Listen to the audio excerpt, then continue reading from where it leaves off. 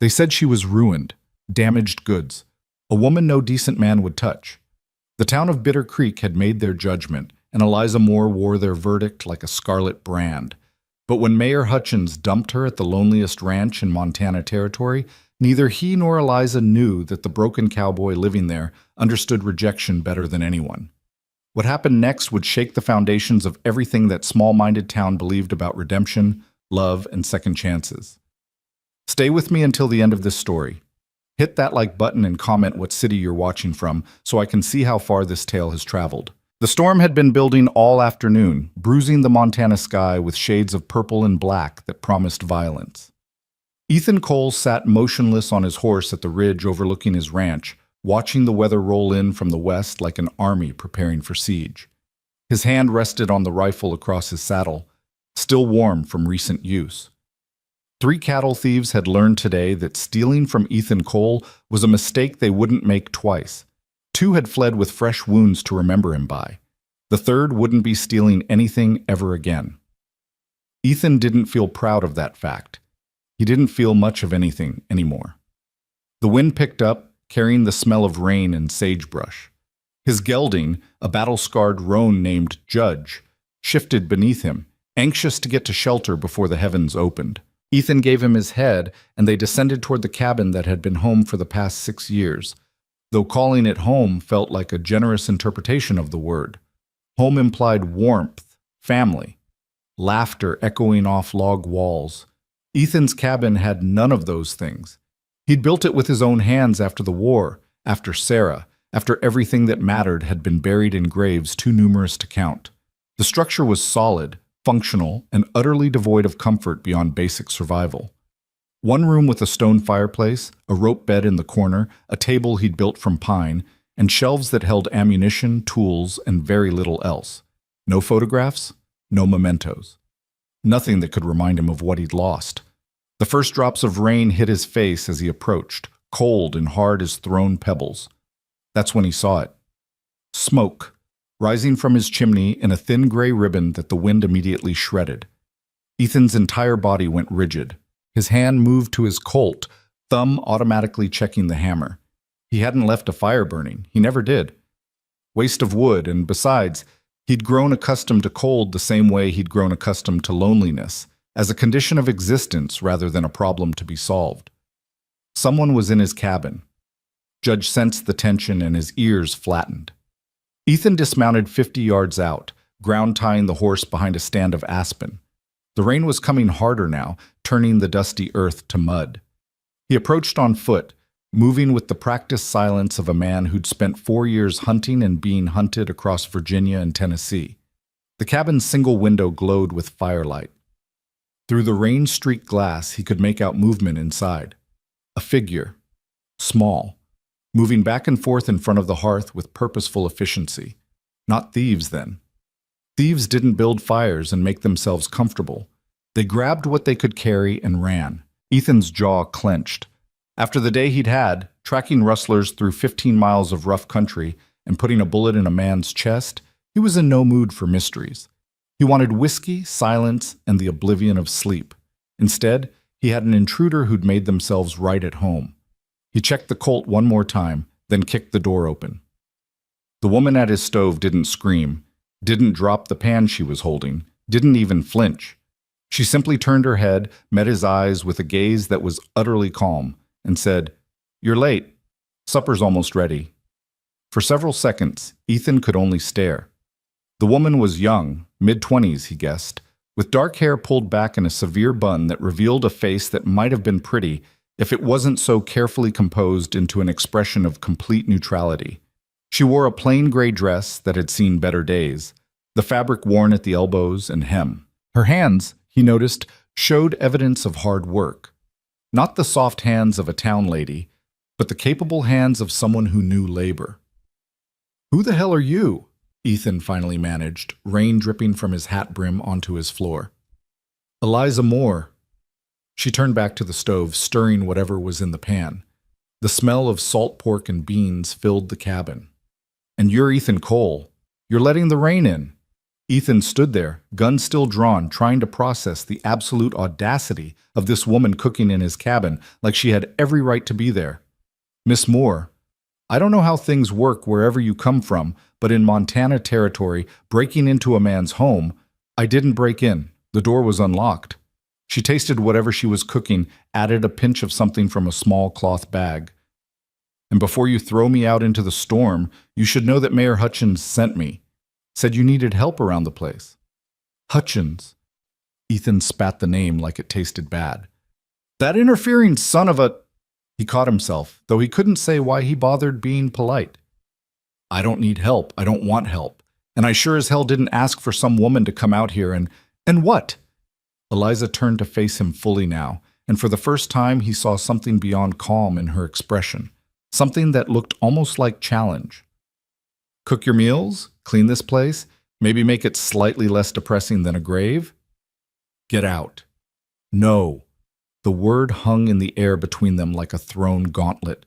Rain hammered against the roof, and thunder rumbled in the distance. Ethan's finger was still on the trigger of his Colt, but pointing a gun at an unarmed woman felt wrong in a way that even shooting a cattle thief didn't. I said get out, he repeated, his voice dropping to the dangerous quiet that usually made men reconsider their choices. Eliza didn't budge. Where exactly would you have me go, Mr. Cole? Back to town, where they've made it abundantly clear I'm not welcome? Into this storm, which will likely kill me before I make it a mile? Or perhaps you'd like me to simply disappear into the earth and save everyone the trouble? There was something in the way she said it, not pleading, not desperate, but with a bitter resignation that Ethan recognized because he'd heard it in his own voice often enough. The sound of someone who'd stopped expecting mercy from the world. He holstered his gun. Why did Hutchins send you here? Because I needed work, and you, apparently, need a housekeeper. He thought we could solve each other's problems while keeping me far enough from town that my presence wouldn't offend the delicate sensibilities of Bitter Creek's upstanding citizens. What did you do to offend them? Eliza's laugh was sharp and humorless. I existed, Mr. Cole. I had the audacity to exist in a way that didn't conform to their expectations. She turned back to the stove. But I imagine you understand something about that. Living out here alone, keeping company with nothing but cattle and ghosts. The observation was too accurate, too pointed. Ethan felt his defenses slam back into place. You don't know anything about me. I know you haven't had a decent meal in months. I know this cabin hasn't been properly cleaned since it was built. I know you've got blood on your sleeve and a look in your eyes that says, whatever happened today, it wasn't good. She ladled beans onto 2 tin plates. I know enough. Ethan looked down at his sleeve. She was right. Blood from the rustler had sprayed across his arm when the man went down. He hadn't even noticed until now. I can't pay you, he said finally. Not much anyway. I've got enough to keep the ranch running, but I'm not a wealthy man. I'm not asking for wealth. I'm asking for a place to sleep and food to eat. Anything beyond that is more than I have now. You're running from something. It wasn't a question. Eliza met his eyes again, and this time he saw past the careful composure to something raw underneath. Pain, maybe. Or shame. Or both. We're all running from something, Mr. Cole. Some of us just have farther to run than others. The thunder was closer now, shaking the cabin's walls. Ethan's instinct was to refuse, to send her away, to maintain the isolation that had been his armor for 6 years. But standing there, dripping rainwater onto his floor, looking at this woman who'd somehow managed to make his cabin smell like a home, even if only for a moment, he found he couldn't force the words out. Maybe he was tired. Maybe the shooting today had taken more out of him than he wanted to admit. Maybe he recognized something in Eliza Moore that reminded him too much of himself, someone barely holding together, running from a past that wouldn't stay buried. 1 week, he said. Trial basis. You keep the place clean, cook the meals, and stay out of my way. After a week, we'll see. Eliza nodded once, sharp and businesslike. Agreed. Now sit down and eat before it gets cold. I need to tend my horse. Already done. Found him tied behind the aspens, got him settled in the barn with feed and water. Ethan blinked. You went out in this storm too. The animal was standing in the rain because you were too stubborn to come inside. Someone had to show some sense. She set both plates on the table. Besides, I've been in worse weather with worse prospects. A little Montana rain won't kill me. Despite himself, Ethan felt the corner of his mouth twitch. Not quite a smile, he'd almost forgotten what those felt like, but something close. You always this bossy? Only when I'm trying to keep fools from dying of stubbornness or starvation. Sometimes both. She sat down at the table without waiting for him. Are you going to eat? Or would you prefer to stand there glaring at me all night? Ethan hung his gun belt on the peg by the door, shrugged out of his wet coat, and sat down across from her. The beans were good, better than anything he'd cooked for himself in months. The salt pork was crispy at the edges, seasoned with something that tasted like sage. They ate in silence for several minutes, the only sounds the scrape of spoons on tin and the storm raging outside. Ethan found himself watching her from under his brow. She ate with quiet efficiency, no wasted movement, no pretense of delicate appetite. A working woman's meal, consumed with the practical understanding that food was fuel, not entertainment. Where'd you come from? He asked finally. Originally, Illinois. Springfield area.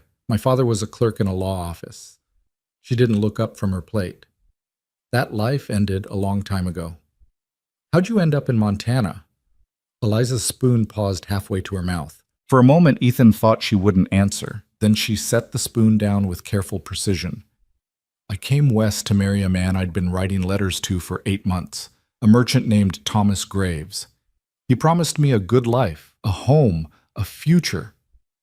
Her voice was perfectly level, as if she was reciting facts from a newspaper. When I arrived in Bitter Creek 3 months ago, I discovered that Thomas Graves already had a wife, a real wife, married for 5 years with 2 children. My letters, my travel expenses, my expectations, all of it was apparently an amusement for him, a way to pass the time. Ethan's jaw tightened. What happened? I confronted him, publicly, in front of his wife and half the town. Made quite a scene from what I'm told. The ghost of a bitter smile crossed her face. Thomas, being a pillar of the community and a man of considerable charm, convinced everyone that I was a delusional woman who'd fabricated our correspondence. Showed them forged letters supposedly from me, making claims that were inappropriate. Painted me as unstable, desperate, and morally compromised. And they believed him. Of course they believed him. He was Thomas Graves, respected businessman. I was nobody, a stranger with no family, no connections, no proof beyond letters he'd destroyed. Within a week, I couldn't find lodging anywhere in town, couldn't find work, couldn't even buy supplies without people crossing the street to avoid me. Ethan felt a familiar anger rising in his chest, the same anger that had driven him during the war, the same anger that had made him put a bullet in that rustler earlier today. The anger at injustice, at cruelty, at the way powerful people crush the powerless without consequence. Hutchins knew all this when he sent you here? Hutchins wanted me gone. I was an embarrassment, a reminder that one of his town's leading citizens was either a scoundrel or the victim of a madwoman's delusions. Either way, I made people uncomfortable. This was his solution. She picked up her spoon again. Send me to the loneliest ranch in the territory, to a man with a reputation for violence and isolation. If I disappeared into obscurity, everyone would be relieved. And if I turned you away? Then I'd have walked until I found somewhere else that would take me, or until I couldn't walk anymore. Either outcome would have suited Hutchins fine. The casual way she said it, the acceptance of her own potential death as just another possible outcome, struck Ethan harder than it should have. He recognized that tone because he'd used it himself countless times. The voice of someone who'd stopped fighting for their own survival because survival seemed less important than simply getting through each day. Why didn't you go back to Illinois, he asked. Because there's nothing there for me. My father died 2 years ago. My mother passed when I was 16. I have a brother in Chicago, but we haven't spoken since he told me that traveling west to marry a stranger was the most foolish thing he'd ever heard. She met Ethan's eyes. He was right, of course, but pride keeps a person from crawling back to those who warned them, doesn't it? Ethan understood that too. Pride and stubbornness, they were sometimes the only things that kept you moving forward when everything else was gone. This trial week, Eliza said, changing the subject with visible effort. What are your expectations? Don't burn the cabin down. Don't steal from me. Don't ask me questions I don't want to answer. He scraped up the last of his beans. Beyond that, I don't care what you do. And where will I sleep? Ethan hadn't thought that far ahead. His cabin had exactly one bed, one room. He looked around as if furniture might spontaneously materialize to solve his problem. I'll sleep in the barn, he said finally. Don't be ridiculous. You'll sleep in your own bed. I'll make do with blankets by the fire. I'm not putting a woman on the floor while I pump Mr. Cole. Eliza's voice cut through his protest like a blade. I've slept in worse places than a warm floor near a fire. In fact, I've slept in barns, in abandoned wagons, and once in a root cellar when I couldn't find anywhere else. Your hospitality, such as it is already more than I expected. I'll take the floor and be grateful for it. The steel in her voice told Ethan that arguing would be pointless. This woman had survived things that would break most people, and she'd done it by being practical rather than precious about her circumstances. Fine, he conceded, but tomorrow I'll build you a proper bunk. Won't take more than a few hours. That's not necessary. It is if you're staying. I won't have it said that Ethan Cole makes women sleep on the ground. Eliza's expression softened almost imperceptibly. Then I accept. Thank you. They finished the meal in silence. Afterward, Eliza collected the plates and washed them in the bucket of water she'd apparently hauled from the pump outside. Ethan sat at the table, trying not to watch her move around his cabin with the kind of easy efficiency that suggested she'd been doing this her whole life, making spaces livable, making do with whatever was available. The storm had settled into a steady rain, drumming on the roof with hypnotic persistence. Ethan found himself relaxing despite his better judgment. The warmth from the fire, the sound of rain, the simple presence of another human being, it was almost pleasant. Almost. I should tell you something, Eliza said, not turning from the dishes. Since we're being honest about situations. Ethan tensed. Here it comes, he thought. The real story. The actual reason she was desperate enough to come to a place like this. Thomas Graves didn't just destroy my reputation, she continued, her voice quiet but steady. He destroyed my belief that I could trust my own judgment. For 8 months I read his letters and believed I knew him. Believed I understood who he was, what he wanted, what our life together would be. I was so certain, Mr. Cole. So absolutely convinced that I'd found something real. She finally turned to face him, and in the firelight Ethan could see the tracks of old tears on her face. Not fresh, not falling now, but the evidence of grief that had been cried out long ago. When I discovered the truth, it wasn't just that he'd lied. It was that I'd been so thoroughly, completely wrong about everything. About him, about my future, about my ability to see things clearly. And if I could be that wrong about something so important, how can I trust myself about anything? Ethan understood that particular brand of self-doubt. After Sarah died, after he'd left her alone on the farm while he went to fight in a war that took everything and gave back nothing but nightmares. He'd questioned every decision he'd made, every choice that led to her being buried in Tennessee soil while he came back to nothing. You can't, he said simply. Trust yourself, I mean, not completely. None of us can. We're all just guessing, hoping we get it right more often than we get it wrong. That's a bleak philosophy. It's an honest one. Eliza wiped her hands on a cloth, then moved to the corner where she'd apparently stacked her few belongings, a worn carpet bag and a bundle wrapped in oilcloth. From the bundle, she pulled 2 blankets and began arranging them near the hearth. What about you? She asked. What's your story, Mr. Cole? What brings a man to a place like this, living alone, wanting nothing to do with the world? The war, Ethan said. Then, because that seemed insufficient, he added, and what came after? Which war? Does it matter? They all end the same way. Dead friends, burned farms, and the kind of memories that don't fade no matter how much whiskey you pour on them. Eliza nodded slowly. You lost someone. I lost everyone. The words came out harsher than he intended. My wife, my parents, my brother, the farm I grew up on.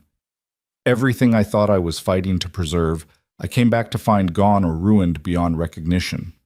I'm sorry. Don't be. Sorry doesn't change anything. Ethan stood abruptly, the chair scraping against the floor. I'm turning in. Fire needs another log before bed. He moved to the woodpile by the door, selected a thick piece of oak, and placed it carefully in the hearth. The fire crackled and popped, sending up a shower of sparks. When he turned back, Eliza had arranged her blankets and was sitting on them, unlacing her worn boots. Mr. Cole, she said softly, I know you didn't ask for this. Didn't ask for me, but I promise I'll earn my keep. I'll work hard, stay out of your way, and when the week is up, if you want me gone, I'll go without complaint. Ethan looked at her, this woman who'd been betrayed, discarded, and sent to the edge of nowhere, yet still managed to sit there with her spine straight and her dignity intact. Part of him wanted to send her away right now, tonight, before she became real to him, before she became something more than a stranger taking up space in his cabin. But a larger part, the part that remembered what it felt like to be truly alone, couldn't quite bring himself to do it. Get some sleep, he said instead. Cattle need checking at dawn, which means we're up before sunrise. If you're going to work here, you keep ranch hours. Understood. Ethan moved to his bed, pulling off his boots and gun belt. He lay down fully clothed, a habit from the war that he'd never broken, and stared at the ceiling. The fire cast dancing shadows across the rough-hewn beams. He could hear Eliza settling into her own blankets, the rustle of fabric, the soft sound of her breathing. For the first time in 6 years, Ethan Cole fell asleep to the sound of another person in his home. He didn't know whether that was a good thing or a terrible mistake. The dream came, as it always did, in fragments. Sarah's face, laughing at something he'd said. The farm in Tennessee, green and golden in the summer sun. His brother James, alive and whole, before Gettysburg made him into a memory. Then the transition, the way dreams twisted reality, and suddenly he was back in the war. The smell of gunpowder and blood, the screaming of wounded horses, the face of the first man he'd killed, a boy really, no more than 17, looking surprised that the world could end so quickly. Then Sarah again, but different now, pale and still, lying in the bedroom of the farmhouse he'd never see again. The fever had taken her while he was fighting for a cause that felt increasingly meaningless with every letter that found him on the march. By the time he got the news, by the time he deserted and rode home through Union and Confederate lines alike, she'd been buried for 3 weeks. He'd stood at her grave in the rain reading the simple marker his neighbor had carved, Sarah Cole, beloved wife, 1838 to 1863. 25 years old. Dead because there was no one to care for her when the sickness came. Dead because her husband was playing soldier hundreds of miles away. In the dream, the grave opened and Sarah sat up, dirt falling from her burial dress. She looked at him with hollow eyes and asked, "Why weren't you here?" Ethan woke with a start, his heart hammering. For a disoriented moment, he didn't know where he was. Then reality reasserted itself. The cabin, Montana, the present day. The dream faded but left its residue of guilt and grief. Gray light filtered through the window. Dawn, or close enough. He sat up slowly, every muscle protesting. He'd slept in his clothes again, and his body was making him pay for it. As his eyes adjusted to the dim light, he saw Eliza's form near the hearth. She was already awake, already moving, feeding the fire with practiced efficiency. "Morning," she said without turning around. "Coffee's almost ready." Ethan grunted something that might have been thanks and pulled on his boots. His Colt went on his hip as automatically as breathing, another war habit that had become permanent. He splashed water from the basin on his face, the cold shocking away the last remnants of the dream. When he turned around, Eliza was pouring coffee into 2 tin cups. She handed him one without ceremony. "You talk in your sleep," she said matter-of-factly. Ethan felt his defenses slam back into place. "What did I say?" "Mostly names. Sarah, James, sometimes just fragments that didn't make sense." She took a sip of her own coffee. "War dreams? None of your business." "Fair enough." She didn't seem offended. "I talk in my sleep too, apparently, or I used to back when I slept near other people. They said I bargained with God, apologized to my father, and once recited an entire recipe for apple pie." Despite himself, Ethan felt his mouth twitch again. Apple pie? My mother's recipe. I haven't made it in years, but apparently my sleeping self remembers every detail.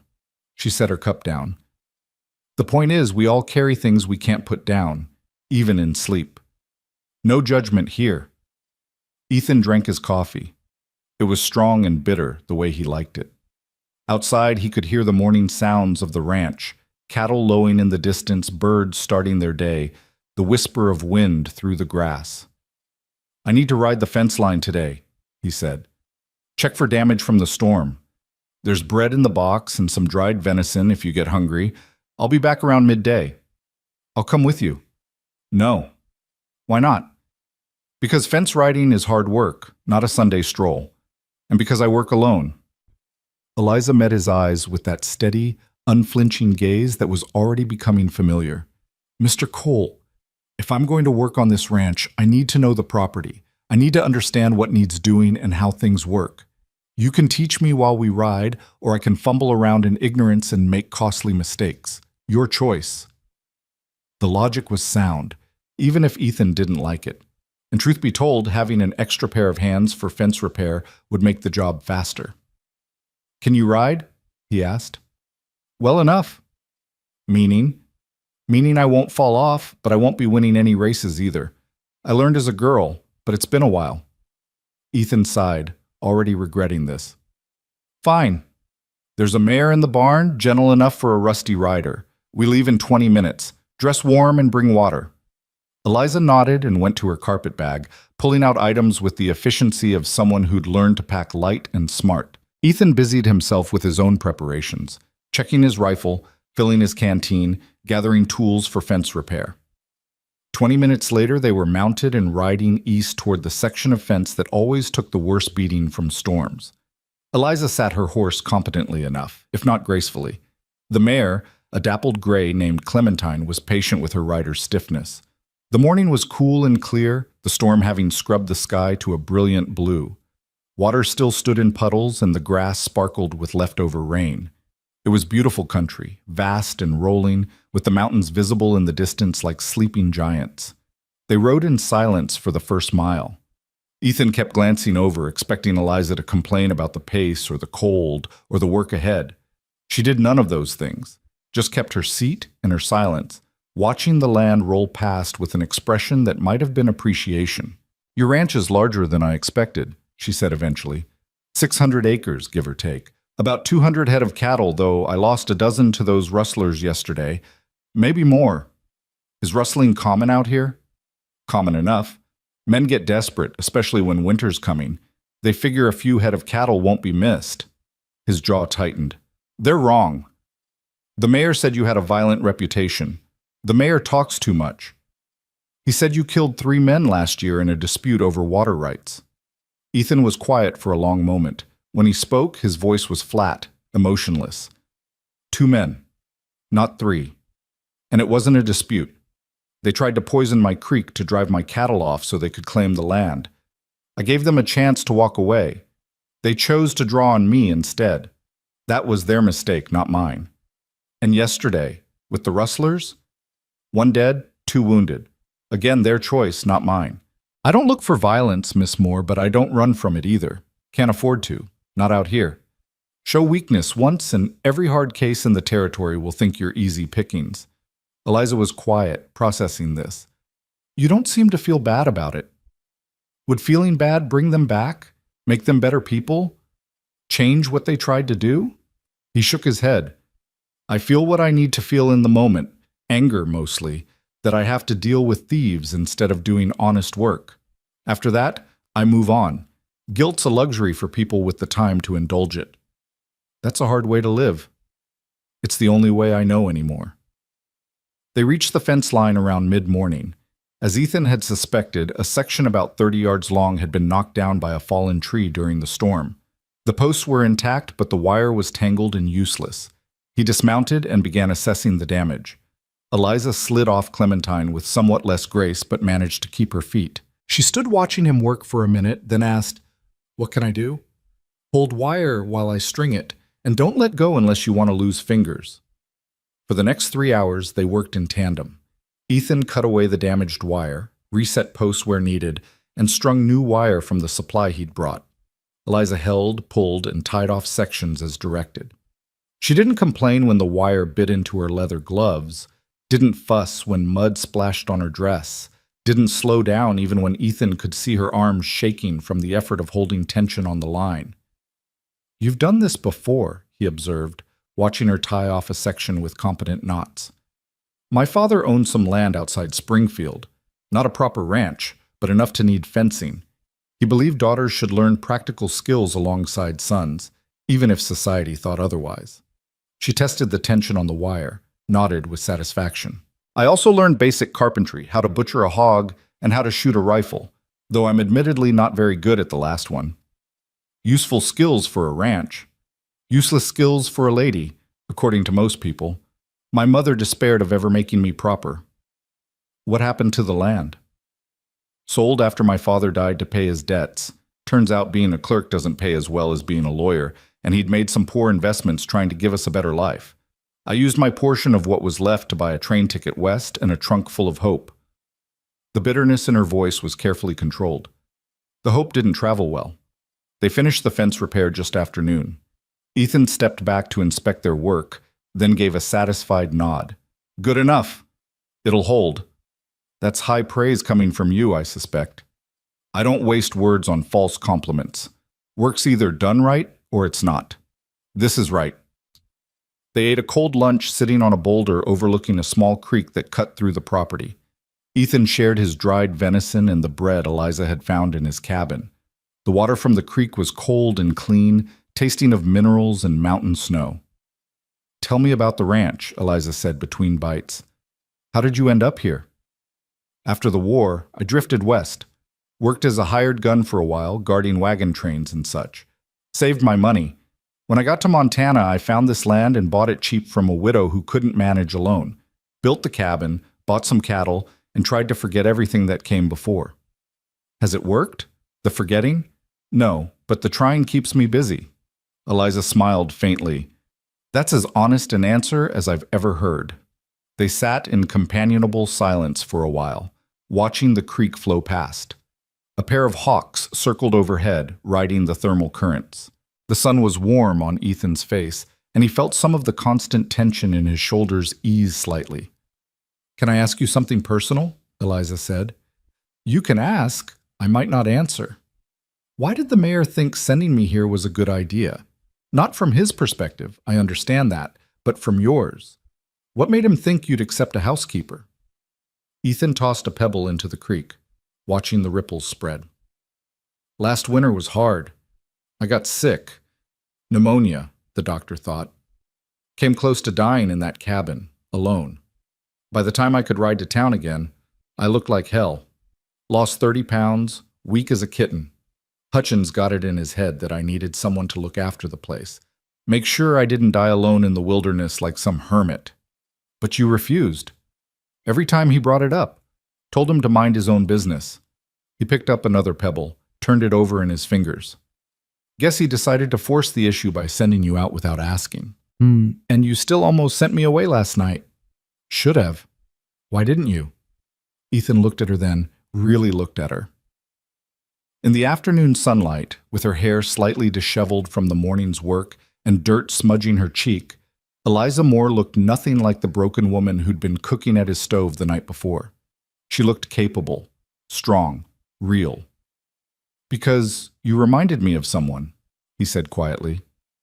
"Your wife?" "No, me." He stood before she could respond to that, gathering up the remains of their lunch. "We should head back. Got other work to do before dark." They rode back to the ranch in silence, but it was a different kind of silence than the morning's ride. Something had shifted between them. Some invisible barrier had thinned slightly. Ethan wasn't sure if that was good or dangerous, but for now, he was too tired to care. When they reached the barn, Ethan showed Eliza how to properly unsaddle and curry a horse. She learned quickly, her hands gentle but firm with Clementine. While they worked, he found himself explaining small details about ranch life. How often the barn needed mucking, where the good grazing areas were, which cattle had a tendency to wander. It felt strange talking about his life like this. He'd grown so accustomed to silence that conversation felt like a rusty skill being forced back into service. That evening, Eliza made supper from the supplies she'd found in his cabin. More beans, but this time with actual seasoning and some hardtack softened in the pot. As they ate, she asked questions about the cattle, the land, the seasons. Ethan found himself answering more fully than he intended, sharing knowledge he hadn't realized he'd been holding on to. After supper, he kept his word and spent an hour building a simple bunk frame in the corner opposite his bed. It wasn't fancy, just pine boards and rope supports, but it would keep her off the floor and give her some privacy. There, he said, testing the stability. It'll hold.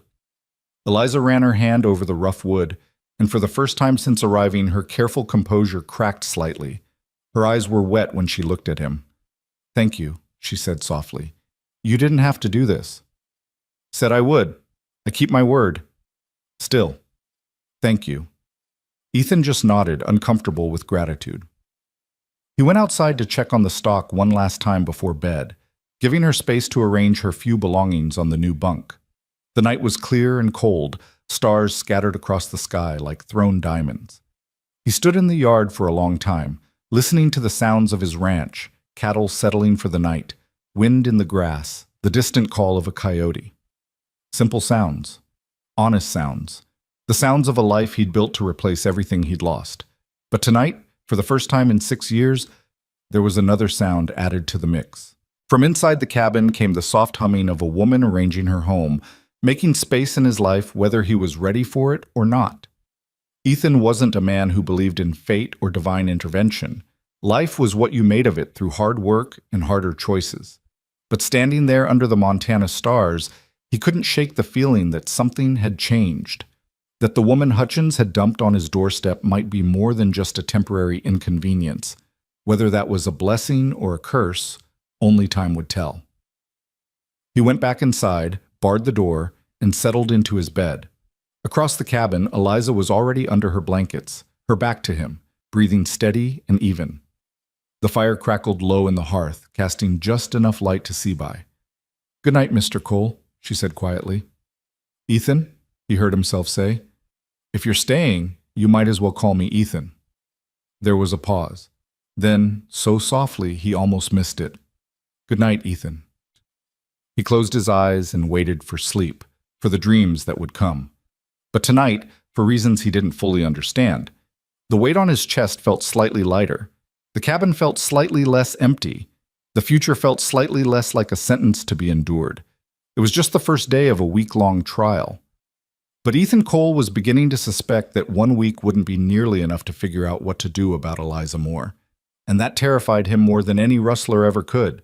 The week that followed established a rhythm neither of them had anticipated. Ethan woke before dawn each morning to find Eliza already up, coffee brewing, preparing something that resembled an actual breakfast instead of the stale bread and jerky he'd grown accustomed to. She worked without complaint, transforming his bachelor cabin into something that felt almost civilized. The floor got swept daily. His shirts, which had been crusted with months of dirt and sweat, came back from the wash line clean and mended. The windows, which he'd never bothered to clean, suddenly let in enough light to make the cabin feel twice its actual size. But it was the quiet competence that struck him most. Eliza didn't ask permission for every small decision. She simply saw what needed doing and did it. When she discovered his firewood supply was poorly stacked and at risk of rot, she restacked the entire pile without mentioning it.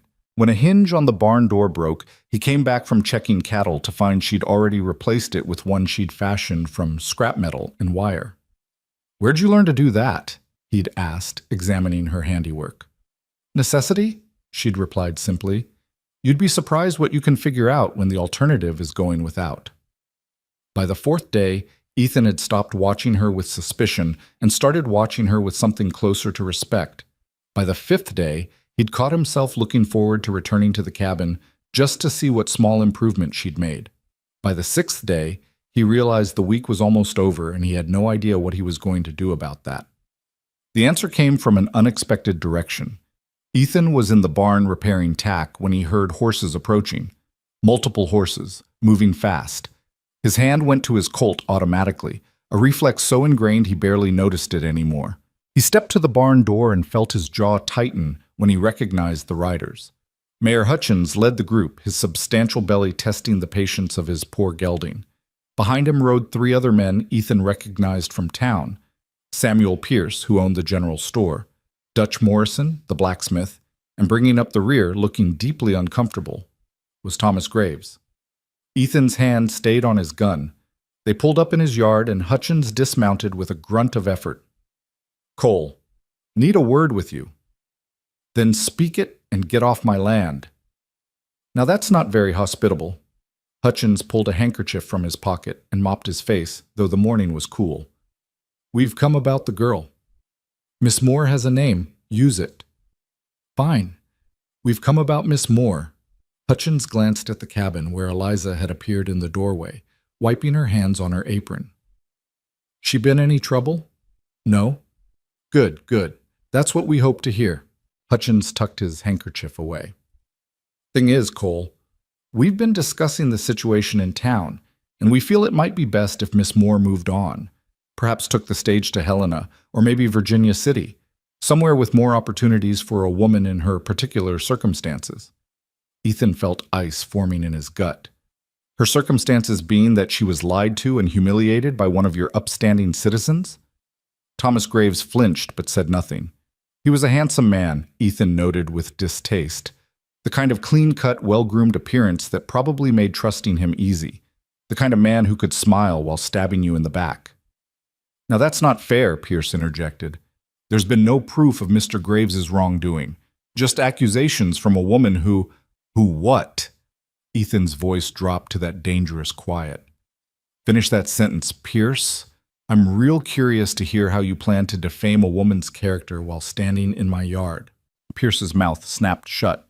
Hutchins raised his hands in a placating gesture. "Nobody's defaming anyone. We're simply suggesting that Miss Moore might be happier elsewhere. This ranch is isolated, harsh. She's a young woman who deserves a chance at a proper life.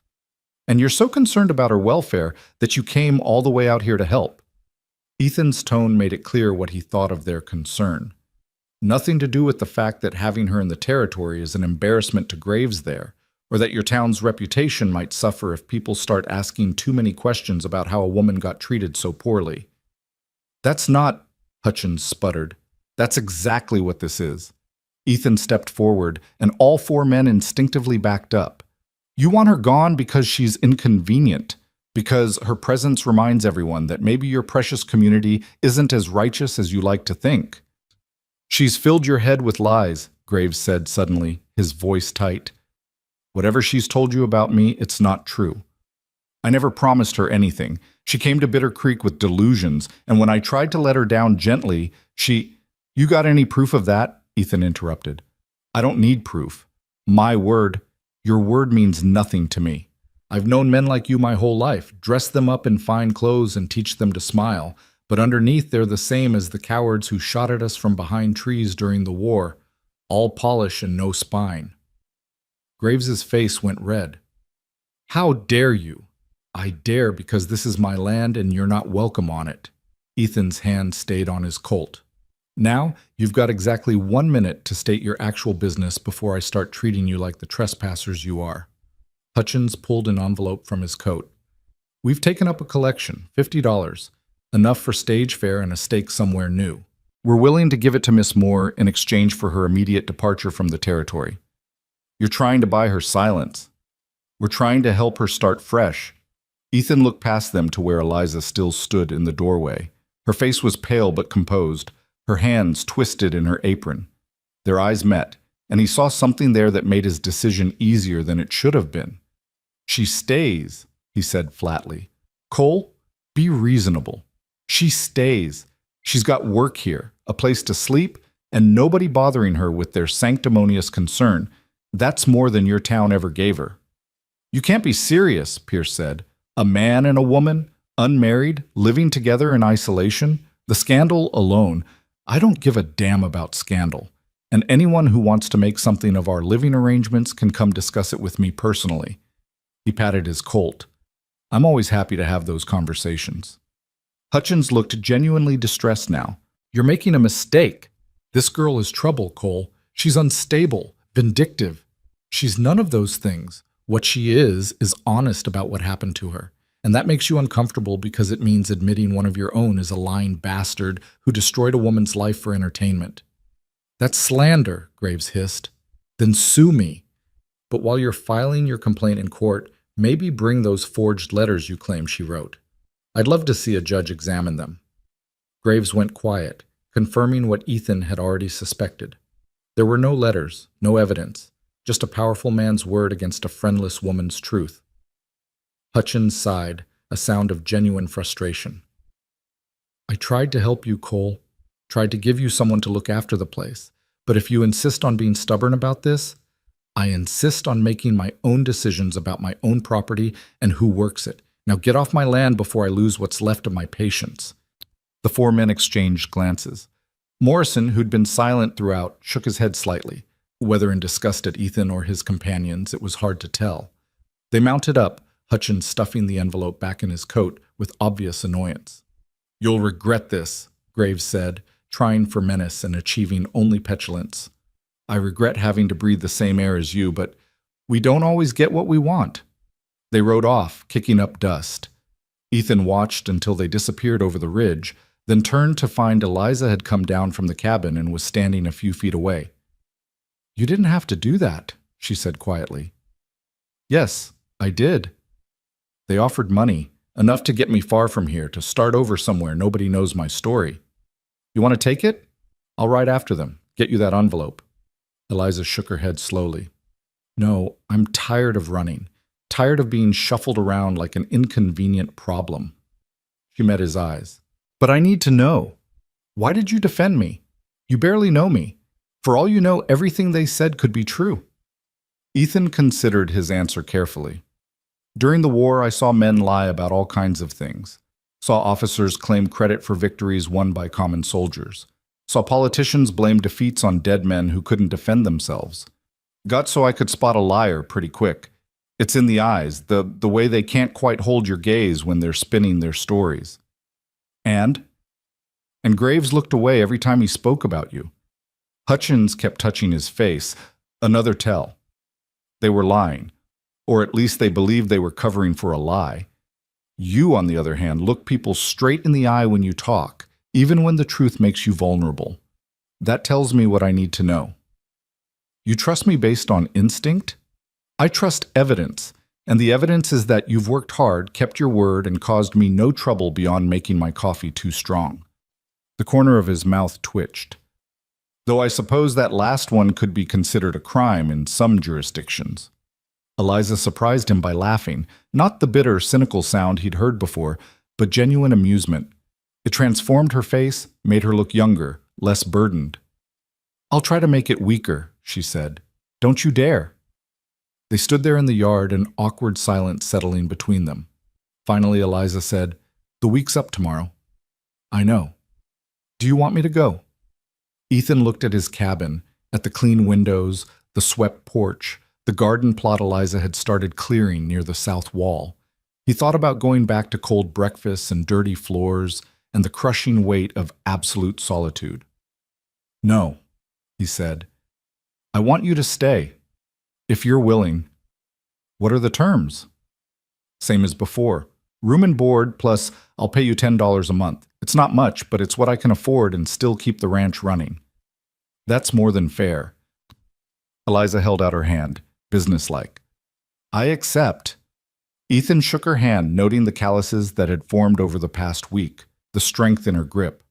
This was not a woman who'd break easily. Good, he said. Then it's settled. But as he went back to his work in the barn, Ethan couldn't shake the feeling that nothing was settled at all. If anything, by choosing to keep Eliza on, by defending her against the town, he'd just made both their lives considerably more complicated. Time would tell whether that was the right choice or his biggest mistake since coming to Montana. The days that followed took on a new quality. With the trial period over and the understanding that Eliza was staying, something subtle shifted in their dynamic. They fell into a deeper rhythm, one built on mutual respect and careful boundaries that neither was quite ready to cross. Ethan taught her to shoot, spending an afternoon setting up targets and showing her proper stance, breathing, trigger control. She proved to be a decent shot once she got over her tendency to flinch. Better, he said, after she hit 3 cans in a row. You won't win any competitions, but you could defend yourself if needed. Is that likely to be necessary? Out here? Always possible. Wildlife, drifters, men like those rustlers. He reloaded her rifle. Besides, every person on a ranch should know how to handle a weapon. It's just practical. Eliza also insisted on learning to rope, though she was terrible at it. Ethan watched her attempt to lasso a fence post for the better part of an hour, missing every single throw. Maybe roping isn't your calling, he suggested diplomatically. I'll get it eventually.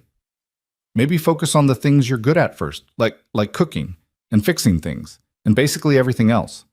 She threw the rope at him, which he caught easily. Are you mocking me, Mr. Cole? Ethan, he reminded her, and yes, a little, but respectfully. The banter came easier now. Ethan found himself talking more, sharing stories from before the war that he'd thought were buried too deep to resurrect. Eliza, in turn, spoke about her childhood in Illinois, her father's determination to educate her despite social expectations, her mother's quiet strength. She died of consumption, Eliza said one evening as they sat on the porch watching the sunset. Took 2 years.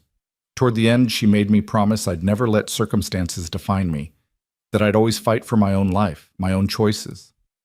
Sounds like a wise woman. She was. Though I wonder what she'd think of how I've fought, traveling west on a promise, ending up disgraced, working as a housekeeper in the middle of nowhere. I think she'd be proud you're still fighting, still here. That's more than a lot of people can say. Eliza looked at him, something soft in her expression. You're kinder than you pretend to be. Don't spread that around. I've got a reputation to maintain.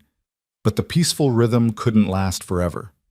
Trouble came again on a cold morning 2 weeks after Hutchins' visit. Ethan was checking the cattle in the north pasture when he spotted something that made his blood run cold. 5 head were down, dead for at least a day based on the bloating. He dismounted and examined them carefully, looking for wounds, signs of disease, anything that would explain their deaths. That's when he saw the foam at their mouths and smelled the bitter almond scent, poison. Someone had poisoned his water source. He rode back to the cabin at a gallop, his mind racing. This wasn't random. This was deliberate, targeted, and he had a pretty good idea who was behind it. Eliza met him at the door, alarm on her face. What's wrong? Don't drink the well water. Don't let the stock near the main creek. Someone's poisoned it. Her hand went to her mouth. The same thing that happened before?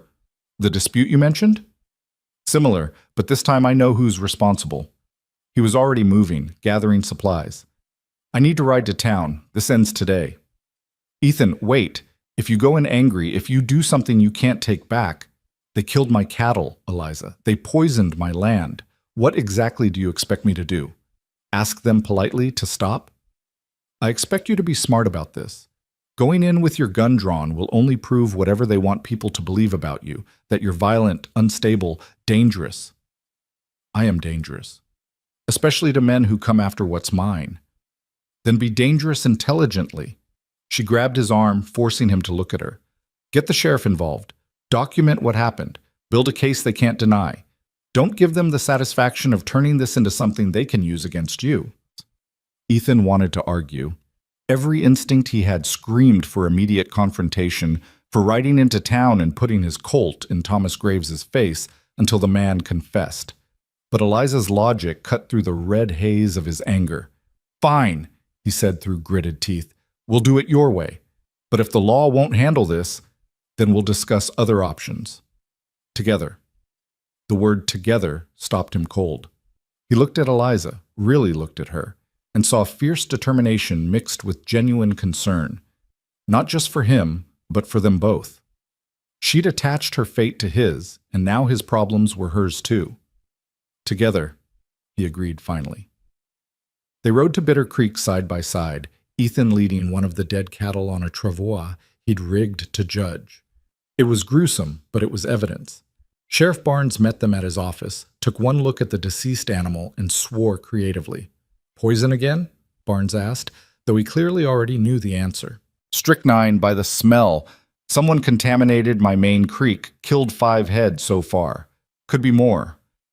Barnes was an honest man as far as frontier lawmen went, which meant he was practical about justice but not immune to political pressure. He examined the cattle, took Ethan's statement, and promised to investigate. "But Cole," he added, "you need to understand my position. I can't go accusing prominent citizens without solid proof." "The proof is dead in front of you." "Proof of poisoning? Yes. Proof of who did it? That's harder." He rubbed his face tiredly. "Give me 3 days. Let me ask questions, check some things. If I find evidence pointing to a specific person, I'll act on it." "And if you don't?" "Then I'd suggest you be very careful about your accusations." Barnes glanced at Eliza. "Miss Moore, you're still at Cole's ranch?" "I work there, yes." "That's caused some talk in town." "People always find something to talk about," she replied evenly. "Usually because their own lives are too boring to sustain interest." Despite the tension, Barnes cracked a smile. "Fair point. Just be careful, both of you. There are folks who'd like to see this situation escalate, and I'd prefer to keep the peace if possible." They left the sheriff's office and walked down Bitter Creek's main street. Ethan could feel eyes on them from every window and doorway. The sight of him and Eliza together, clearly united in purpose, was causing exactly the kind of scandal Pierce had predicted. Ethan found he didn't care even a little bit. They were passing the general store when Thomas Graves stepped out, blocking their path. He looked worse than the last time Ethan had seen him, dark circles under his eyes, a nervous energy about him that suggested sleepless nights. "Cole," Graves said. "Miss Moore, I was hoping to run into you." "Then you're in luck," Ethan replied coldly. "Say what you need to say and get out of my way." "I wanted to apologize." The words came out rushed, rehearsed. "I've done some reflecting, and I realize my behavior toward Miss Moore was inappropriate. I led her to believe things that weren't true, and for that, I'm sorry." Eliza went very still beside Ethan. "You're apologizing now? After 3 months of calling me delusional and unstable? After destroying any chance I had of making a life in this town? I was protecting my family. Surely you can understand." "I understand that you're a coward," she said, her voice steady despite the anger burning in her eyes. "A coward and a liar. And this apology means nothing because it's not born of remorse. It's born of fear. You're afraid Sheriff Barnes is going to find evidence of what you've done." Graves's mask of contrition slipped. "I don't know what you're talking about." "The poisoned water, the dead cattle. You think I don't know it was you?" Ethan stepped forward. "You wanted to drive me off my land, make Eliza's position untenable so she'd have to leave. Then whatever guilt you were carrying could leave with her." "That's insane. I would never—" "You got anyone who can vouch for your whereabouts 2 nights ago?" Ethan asked. "Anyone who can swear you were home with your wife and not sneaking around my property in the dark?" Graves's face went pale, then red. "You can't prove anything." "Maybe not yet, but Sheriff Barnes is asking questions, and men like you always make mistakes. You're too arrogant to be careful, too entitled to think consequences apply to you."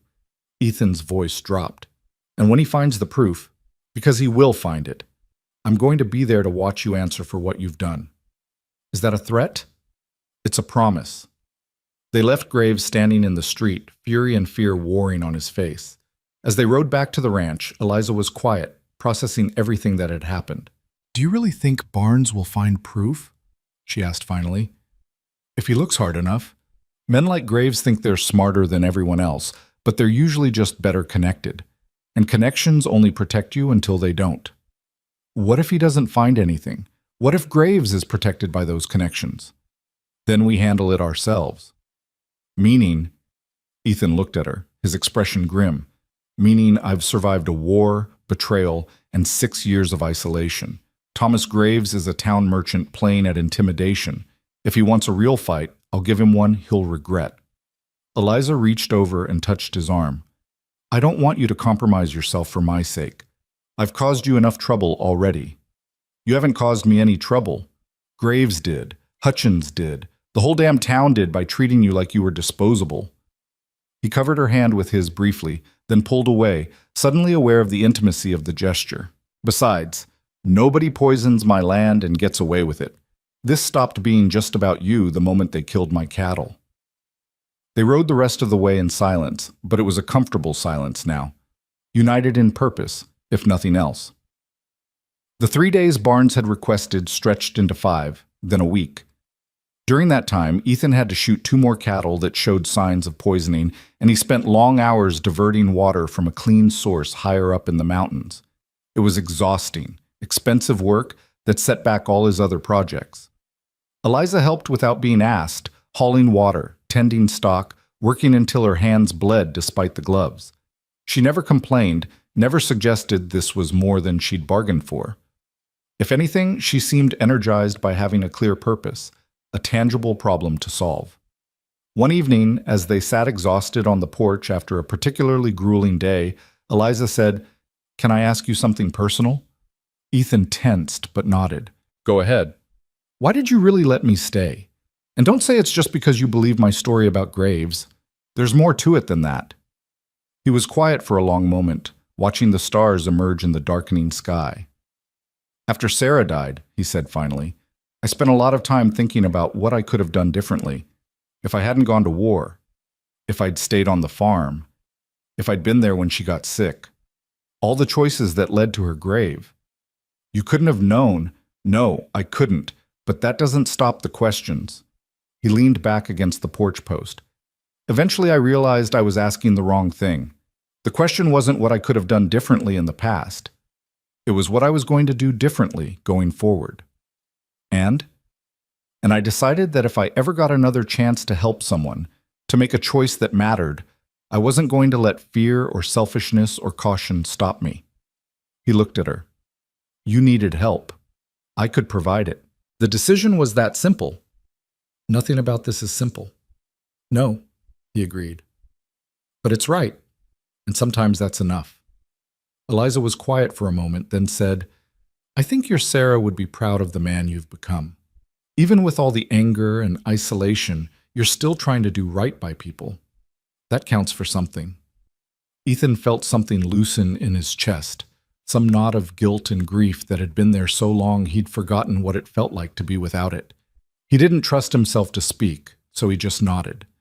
They sat together in the gathering darkness, 2 damaged people finding unexpected solace in shared silence, neither quite ready to admit that something deeper than convenience or charity was taking root between them. The storm that hit 3 weeks later came without warning, rolling down from the mountains like the wrath of nature itself. Ethan had seen bad weather before, blizzards that buried entire homesteads, tornadoes that carved paths of destruction across the plains. But this was different. This was Montana showing what it could do when it truly wanted to remind humans how small they were. The morning had started deceptively calm. Ethan woke to find Eliza already at the stove, as usual, but something in her posture made him pause. "What's wrong?" he asked. She pointed to the window. "Look at the sky." The horizon to the west was a wall of black clouds, roiling and churning like something alive. Lightning flickered inside them, not striking down but moving horizontally through the mass, illuminating it from within. The air had that heavy electric quality that made every hair stand on end. "That's going to be bad," Ethan said quietly. "How bad?" "Bad enough that we need to secure everything we can and pray it passes quickly." He was already pulling on his boots, his mind racing through everything that needed doing. "The cattle in the north pasture need to be moved to lower ground. The barn doors need reinforcing. We should bring extra water inside in case the well gets contaminated again." "What can I do?" "Help me with the stock first. Everything else can wait." They worked with frantic efficiency for the next 2 hours. The cattle were skittish, sensing the coming storm, and moving them was like trying to herd water. Ethan rode Judge hard, pushing the animals toward the relative safety of the canyon where they'd have some protection from wind. Eliza followed on Clementine, blocking the stragglers from breaking away. By the time they got the last of the herd settled, the wind had picked up to a howl. It tore at their clothes, threw dust and debris into their faces, made the horses dance nervously beneath them. "Get back to the cabin," Ethan shouted over the roar. "I need to check the canyon one more time, make sure they're all accounted for." "I'm coming with you." "No, it's too dangerous." "Then it's too dangerous for you too." Eliza's hair had come loose from its bun and whipped around her face. "We do this together or not at all?" There was no time to argue. The first drops of rain were starting to fall, huge and cold as ice. Ethan spurred Judge toward the canyon with Eliza right behind him. The cattle had clustered together in the lee of the rock face, bawling their distress. He did a quick count. They were all there, or close enough. One or two might have wandered off, but searching for them in this weather would be suicide. That's when he heard it, a sound that made his blood freeze despite years of facing death in all its forms. A deep, thunderous rumble that wasn't thunder at all. "Flash flood," he breathed, then louder. "Flash flood! Get out of the canyon now!" He wheeled Judge around and saw Eliza's eyes go wide with understanding. They both kicked their horses into a gallop, racing back the way they'd come. Behind them, the rumble grew louder, joined by the crash of water hitting rock, the grinding of boulders being torn loose and swept downstream. The canyon was a natural drainage for the mountain runoff, and somewhere upstream, hours of rain had finally overwhelmed whatever natural dams and diversions normally controlled the flow. Now all that water was coming down in a wall of destruction that would crush anything in its path. Ethan could see the mouth of the canyon ahead. 30 yards, 20. If they could just reach open ground, they'd be safe. The flood would sweep through the canyon and disperse across the valley floor, losing its killing force. 15 yards. Judge's hooves found purchase on the rocky ground, muscles bunching and releasing with desperate speed. Beside him, Clementine matched the pace. Eliza crouched low over her neck, urging the mare onward. 10 yards. The sound behind them was deafening now, like a train bearing down. Ethan risked a glance back and saw the water cresting over the far bend of the canyon, a churning mass of brown foam studded with debris, moving faster than any horse could run. 5 yards. They burst from the canyon mouth onto open ground just as the flood hit. The sheer force of it created a backdraft of wind and spray that knocked both horses sideways. Judge stumbled, went down on one knee, and Ethan was thrown clear. He hit the ground hard, felt something in his ribs crack, and rolled to avoid Judge's thrashing hooves. Through the rain and spray, he saw Clementine lose her footing on the muddy slope. The mare's eyes rolled white with terror as she slid backward, back toward the killing water. Eliza kicked free of the stirrups and jumped, hitting the ground and rolling. She came up running, reaching for safety, but the slope was too slick, and she wasn't fast enough. The edge of the flood caught her legs and swept them out from under her. Ethan was moving before conscious thought, ignoring the fire in his ribs, lunging forward. His hand closed on her wrist just as the current tried to claim her. The force of the water was incredible, trying to tear her from his grasp. He dug his heels into the mud, his other hand scrabbling for purchase on anything solid. His fingers found a root, half exposed by erosion. He wrapped his hand around it and held on while the flood tried to take them both. Eliza's weight pulled at his shoulder, threatening to dislocate it. She was screaming something he couldn't hear over the roar, her free hand clawing at the slippery ground. For what felt like an eternity, but was probably only seconds, they hung there. Ethan anchored to the root, Eliza to Ethan, the flood to Eliza. His shoulder felt like it was tearing apart. His ribs sent spikes of agony through his chest with every breath. The root was starting to give way, pulling loose from the saturated earth. Then Judge was there, somehow back on his feet despite his own terror. The roan planted himself above Ethan and lowered his head, and Ethan understood. He released the root and grabbed Judge's bridle with his free hand. The horse backed up, using his weight and strength to pull them both away from the flood's grasp. Inch by inch, they came clear of the water. Ethan hauled Eliza up the slope until they were both on solid ground, then collapsed on his back, staring up at the storm-dark sky while rain hammered his face. His ribs screamed, his shoulder felt like it was on fire. But they were alive. Eliza crawled over to him, her hair plastered to her face, her dress torn and muddy. "Are you hurt?" "Ribs, maybe broken." "You?" "Bruised, terrified, but whole." She touched his chest gently, feeling for the damage. Even through the pain, Ethan was aware of her hands on him, the concern in her eyes. "We need to get you back to the cabin. The cattle are gone or scattered. We'll find them later. Right now, you're bleeding and possibly dying, so we're going back." Her tone left no room for argument. Getting Ethan into the saddle was an exercise in controlled agony. Every movement felt like knives sliding between his ribs. Eliza mounted behind him on Judge, her arms around his waist to keep him upright. Clementine was gone, swept away by the flood or fled in panic. There was no way to know. The ride back to the cabin took forever. The storm had reached its full fury now, rain falling so hard it was difficult to breathe. Lightning struck close enough to feel the air crackle, followed immediately by thunder that shook the ground. Ethan faded in and out of consciousness, aware only of pain in Eliza's arms holding him steady. When they finally reached the cabin, she half carried him inside and lowered him onto his bed. He tried to protest. He was covered in mud and blood, would ruin the blankets. But she shushed him with unexpected fierceness. "I don't care about the damn blankets, Ethan. Hold still." She built up the fire until the cabin was almost too warm, then began the process of assessing his injuries. His shirt had to be cut away. The fabric was stuck to his skin with drying blood from a gash on his shoulder he didn't remember getting. When she touched his ribs, even gently, he sucked in a breath through clenched teeth. "Broken?" he managed. "At least one, maybe two. I need to wrap them, but it's going to hurt." She was already tearing a sheet into strips, her movements practiced and sure. "My father broke his ribs twice. I learned how to do this from watching the doctor." "Lucky me." "Lucky you're still breathing." Her hands shook slightly as she worked, betraying the fear she was keeping from her voice. "When I saw you get thrown, when I felt the water take me, I thought, don't." Ethan caught her hand with his uninjured one. "Don't think about what might have happened. We're here, we're alive, that's enough. You almost died saving me. And you almost died because I insisted on checking the damn cattle." He tried to sit up to make the wrapping easier and immediately regretted it. "Call it even." Eliza bound his ribs with competent efficiency, tight enough to provide support, but not so tight he couldn't breathe. When she finished, she cleaned and bandaged the gash on his shoulder, then sat back to survey her work. "You need rest. Real rest. Not your version where you sleep for 4 hours and then decide you're fine." "Can't. Need to check the stock, see what's left. Need to assess damage to the ranch, the fences." "Ethan Cole, you listen to me." Eliza's voice cut through his protests like a blade. "You are in no condition to do anything except lie in that bed and heal.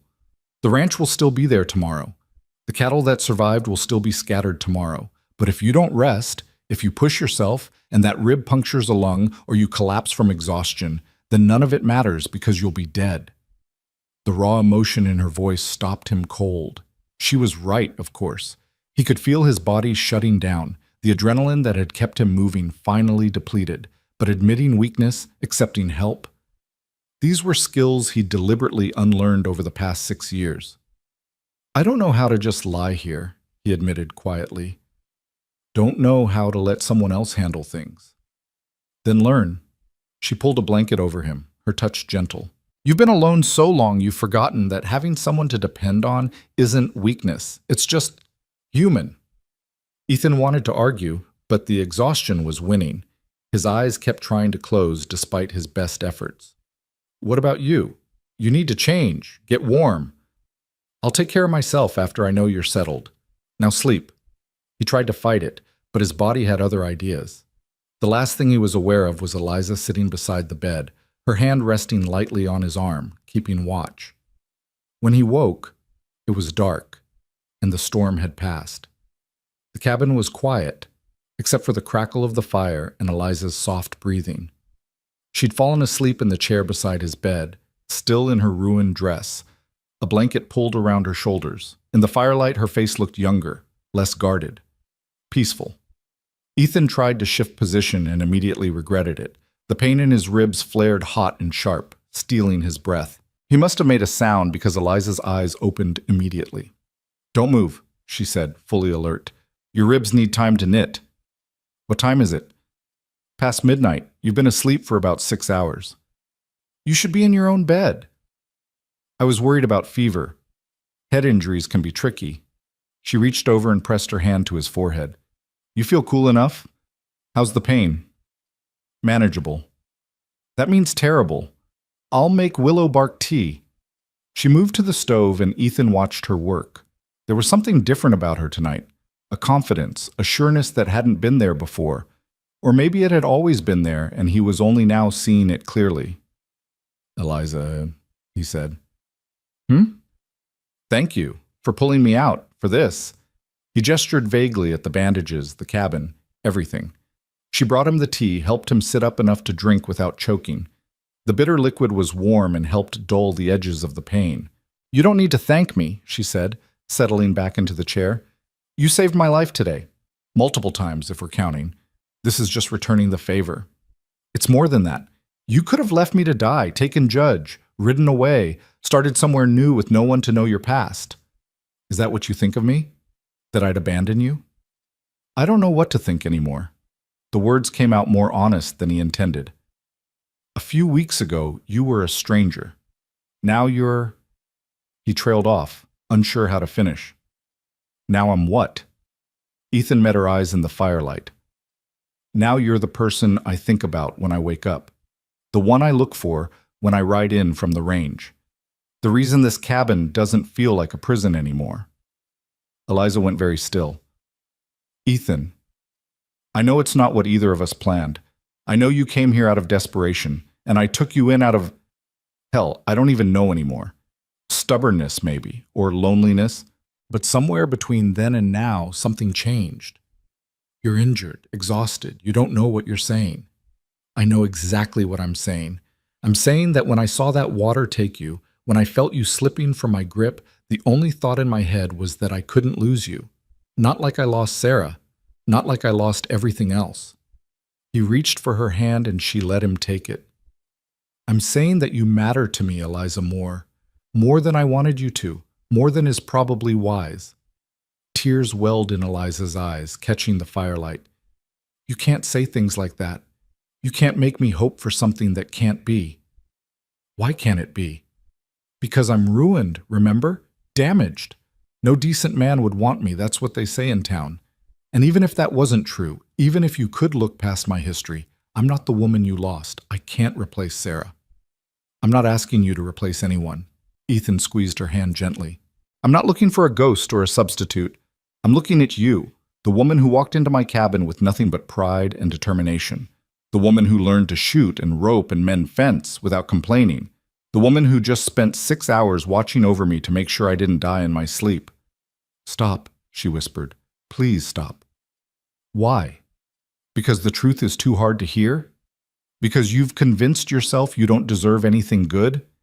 He pulled her hand to his chest, pressed it over his bandaged ribs where his heart beat beneath. "I've spent 6 years believing the same thing about myself. That happiness died with Sarah. That all I deserved was isolation and work and slow decay. But you changed that. You walked in and reminded me that being alive means more than just breathing." "I don't know how to do this," Eliza said, tears spilling over now. "I don't know how to trust that this is real and not just another lie that will destroy me." "I can't promise it won't hurt. Life hurts, that's just the nature of things. But I can promise I won't lie to you, won't betray you, won't send you away because other people think you're inconvenient." He pulled her closer with his good arm. "I'm asking you to stay, Eliza. Not as hired help, not as a housekeeper, but as my partner, as someone who matters. You're saying this because you almost died, because emotion is running high and everything feels more intense than it really is. Maybe, or maybe almost dying just made me brave enough to admit what I've been feeling for weeks." He touched her face, wiping away tears with his thumb. "Either way, the truth doesn't change. You've become important to me. And if you feel even a fraction of the same—" She kissed him before he could finish, leaning down carefully to avoid his injuries. It was gentle and fierce at the same time, tasting of salt from her tears, and something deeper, more desperate. When she pulled back, her eyes were still wet, but there was something else there now. Hope, fragile and new. "I'm terrified," she whispered against his lips. "Me too." "What if we're making a mistake?" "Then we make it together." He kissed her again, softer this time. "I'm done being alone, Eliza. Done pretending I don't need anyone. If you'll have me, broken ribs, bad dreams, violent past, and all, I'm yours." "That's the worst marriage proposal I've ever heard," she said, but she was smiling through her tears. "I wasn't proposing. Not yet." He tried to sit up straighter and winced. "When I propose, I'll do it properly. On one knee, with a ring. Probably still covered in mud because that seems to be my natural state, but at least I'll make the effort." Eliza laughed, the sound breaking some final barrier between them. You're impossible. And you're bossy, stubborn, and entirely too good at making me feel things I thought were dead. Is that a compliment? It's a fact. He pulled her down beside him on the bed, ignoring the protest from his ribs. Now stop arguing and just stay with me tonight. I don't want to be alone, and I don't think you do either. She settled against him carefully, her head on his good shoulder, her hand resting over his heart. Outside, the storm had given way to clear sky and distant stars.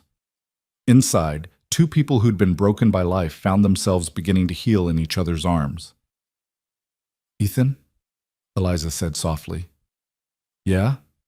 "When you do propose, properly, on one knee, covered in mud, my answer will be yes." He smiled into her hair, feeling something warm and unfamiliar spreading through his chest. It took him a moment to recognize it as happiness. "Good to know," he murmured. "But first I have to not die from these broken ribs, so let's handle that before we start planning a wedding." "Deal." They drifted off together as the fire burned low, neither willing to let go of the other, both understanding that everything had changed tonight. The storm had taken much from them: cattle, property, nearly their lives. But it had also stripped away the final defenses they'd been hiding behind, leaving only the truth they'd both been too afraid to acknowledge. They needed each other, wanted each other, and maybe, just maybe, deserved a chance at something better than the loneliness they'd both accepted as their fate. When morning came, Ethan woke to find Eliza already up, tending the fire. She'd changed into dry clothes and pulled her hair back in its usual severe bun, but when she turned and saw him watching, her smile was different, softer, more open. "How do you feel?" she asked. "Like I got trampled by a herd of buffalo, but alive." He tried to sit up and managed it with only moderate agony. "I need to check the damage." "I already did. At first light." She brought him coffee, the good kind she knew he liked despite claiming it was too strong. "The canyon is destroyed, full of debris and dead cattle. I counted at least 15 head lost, maybe more buried under the mud and rocks. The north fence line is completely gone. The barn lost part of its roof. And we're going to need to dig a new well because the flood contaminated the old one." The litany of damage should have devastated him. A few weeks ago, it would have. But lying there, looking at this woman who'd gone out at dawn to assess the destruction so he wouldn't have to, Ethan felt something other than despair. "We'll rebuild," he said simply. "It's going to take months, cost more than you probably have. And that's assuming we can even salvage the ranch at this point." "We'll rebuild," he repeated. "Together, you and me, however long it takes." Eliza looked at him for a long moment, then nodded slowly. "Together," she agreed. And in that moment, with his ranch half destroyed and his body broken, Ethan Cole felt richer than he ever had before. Because for the first time in 6 years, he had something worth fighting for beyond mere survival. He had a future, and someone to share it with. The work began the next day, though Ethan's body protested every movement. Eliza tried to keep him in bed, but after 3 hours of lying still while she hauled water and assessed supplies, he couldn't take it anymore. "I'm going to help," he announced, swinging his legs over the side of the bed. "You have broken ribs." "I have a broken ranch. The ribs will heal whether I'm lying down or standing up." "Ethan?" "Eliza." He met her eyes. "I appreciate the concern, but I can't just lie there while you do everything. Let me help. I'll be careful. I'll stop if it gets too bad, but I need to be useful." She studied him for a long moment, then sighed. "Fine. But you're not lifting anything heavy, you're not climbing anything, and the second I see you turn pale, you're going back to bed. Agreed?" "Agreed." They started with the most urgent tasks. The barn roof needed temporary patching before the next rain. The surviving cattle needed to be rounded up and counted. A new water source had to be established. Each job felt insurmountable on its own, but Eliza had a way of breaking them into manageable pieces. "Roof first," she said, surveying the damage. "Everything else requires the barn to be functional." Ethan watched her scramble up onto the damaged section with an ease that surprised him. She'd apparently spent the morning making a list of supplies and damage assessment, and now she worked with the focused determination of someone who'd decided there was no point in despair when action was available. "Hand me those boards," she called down. He did. ignoring the flare of pain in his ribs. They worked in tandem for the next several hours, Eliza doing the climbing and positioning while Ethan cut boards to size and passed up tools. It wasn't a perfect repair, they'd need proper materials from town eventually, but it would keep the weather out for now. By midday, they were both exhausted. Eliza climbed down from the roof, her face flushed from exertion, her hands rough with splinters. She looked at Ethan, and her expression immediately shifted to concern. "You're white as a sheet. Inside. Now." He wanted to argue, but the truth was he felt like he might pass out. The pain in his ribs had gone from manageable to excruciating somewhere around the 2-hour mark. He let Eliza guide him back to the cabin and into bed without protest. "You overdid it," she said, checking his bandages. There was fresh blood seeping through the one on his shoulder. Had to be done. "It could have waited one more day. You could have let yourself heal." But her tone was more worried than angry. She rebandaged the shoulder with gentle efficiency. "You're going to rest now, actually rest, and I'm going to ride to town for supplies." "No." The word came out sharper than he intended. "It's not safe. Graves is still out there, and after what happened, which is exactly why I need to go. We need materials, and we need to file a formal complaint with Sheriff Barnes about the flood. Someone needs to verify the damage was caused by poisoned water upstream, and if we don't act now, any evidence will be washed away or degraded." Ethan knew she was right, but the thought of her riding into town alone, facing the people who'd rejected her, possibly confronting Graves without backup, it made his chest tight with something beyond physical pain. "Then I'm coming with you." "You can barely stand." "I can sit a horse well enough." They stared at each other, both stubborn, both afraid, neither willing to back down. Finally, Eliza said, "What if we both go, but you stay mounted and let me handle the talking? You be there as support, but don't push yourself beyond what your body can handle." It was a compromise, and Ethan hated compromises, but it was also reasonable, which made it hard to argue against. "Fine," he conceded, "but we take the rifle, and at the first sign of trouble, you'll heroically ignore your injuries and start a gunfight." She raised an eyebrow. "Let's try to avoid that scenario." They saddled Judge. Clementine still hadn't been found, likely swept miles downstream or fled into the mountains, and rode double toward Bitter Creek. Ethan sat in front, Eliza behind him with her arms around his waist. The position was intimate, practical, and slightly awkward all at once. The town looked the same as always when they arrived, but Ethan felt the shift in atmosphere immediately. People stopped their conversations to stare. Women pulled their children closer. Men touched their hat brims to Ethan, but pointedly ignored Eliza. Sheriff Barnes was in his office, looking haggard and overworked. He glanced up when they entered, and his expression cycled through surprise, concern, and resignation in quick succession. "Cole, Miss Moore, heard about the flood. Bad business." "It was murder," Ethan said flatly. "Or attempted murder. That water was poisoned upstream deliberately, meant to kill my cattle and contaminate my land. When the storm hit, it turned poison into a weapon that nearly killed us both." Barnes rubbed his face tiredly. "You have proof of this?" "The dead cattle from before. The timing. The fact that my land has been targeted twice now in the exact same way." Ethan's voice was hard. "And I'm betting if you ride up to my creek and check the source, you'll find evidence someone tampered with it." "I'll send someone to look. But Cole, you have to understand." "Understand what? That Thomas Graves is protected because he's got money and connections?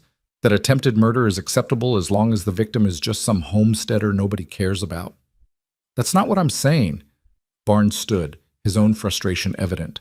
"I'm saying I need evidence that will hold up. Evidence that points to a specific person, not just vague accusations." "Then get that evidence," Eliza interjected quietly. "Ride to the ranch. Examine the flood damage. Check the creek source. Do your job, Sheriff, and stop making excuses for why you can't." Barnes looked at her, really looked at her, and something in his expression softened. "You're right. I'll do it. This afternoon I'll ride out personally and document everything." "Thank you," Eliza said. They left the sheriff's office and headed to the general store for supplies. Samuel Pierce was behind the counter, and his face went through a complex series of expressions when he saw them: surprise, discomfort, calculation. Cole, didn't expect to see you after what happened. Need supplies, lumber, nails, tar paper for the roof, food staples. Whatever you've got that can help rebuild. Pierce's eyes flicked to Eliza, then back to Ethan. That's going to be expensive. You good for it? I'm good for it. Because if you're not, I can't extend credit, store policy. Ethan pulled out the small leather pouch where he kept his savings, most of what remained after buying cattle and supplies for the year. He dumped it on the counter. The coins clinked heavily, making Pierce's eyes widen slightly. That cover it? Pierce counted the money quickly. Should cover the basics, yes. I'll have it loaded. We'll load it ourselves, Eliza interrupted. Just show us where the materials are. While they were loading supplies onto the wagon they'd borrowed from behind the store, Thomas Graves appeared. He looked worse than the last time Ethan had seen him, his clothes disheveled, his eyes red-rimmed and wild. This is your fault, Graves said without preamble, jabbing a finger at Eliza. Everything that's happened, the sheriff questioning me, my wife asking questions, the whole town looking at me like I'm some kind of monster. It's because of you and your lies. I never lied, Eliza said calmly, continuing to load boards. I told the truth, and you couldn't handle the consequences. Truth? You don't know what truth is. You came here with delusions, threw yourself at me, and when I rejected you... You rejected me? Eliza's laugh was sharp. You spent 8 months writing me love letters, 8 months making promises about our future together. You paid for my train ticket, Thomas. I have the receipt with your name on it, so please continue telling me how I deluded myself. Graves's face went purple. That's a lie. I never... You did.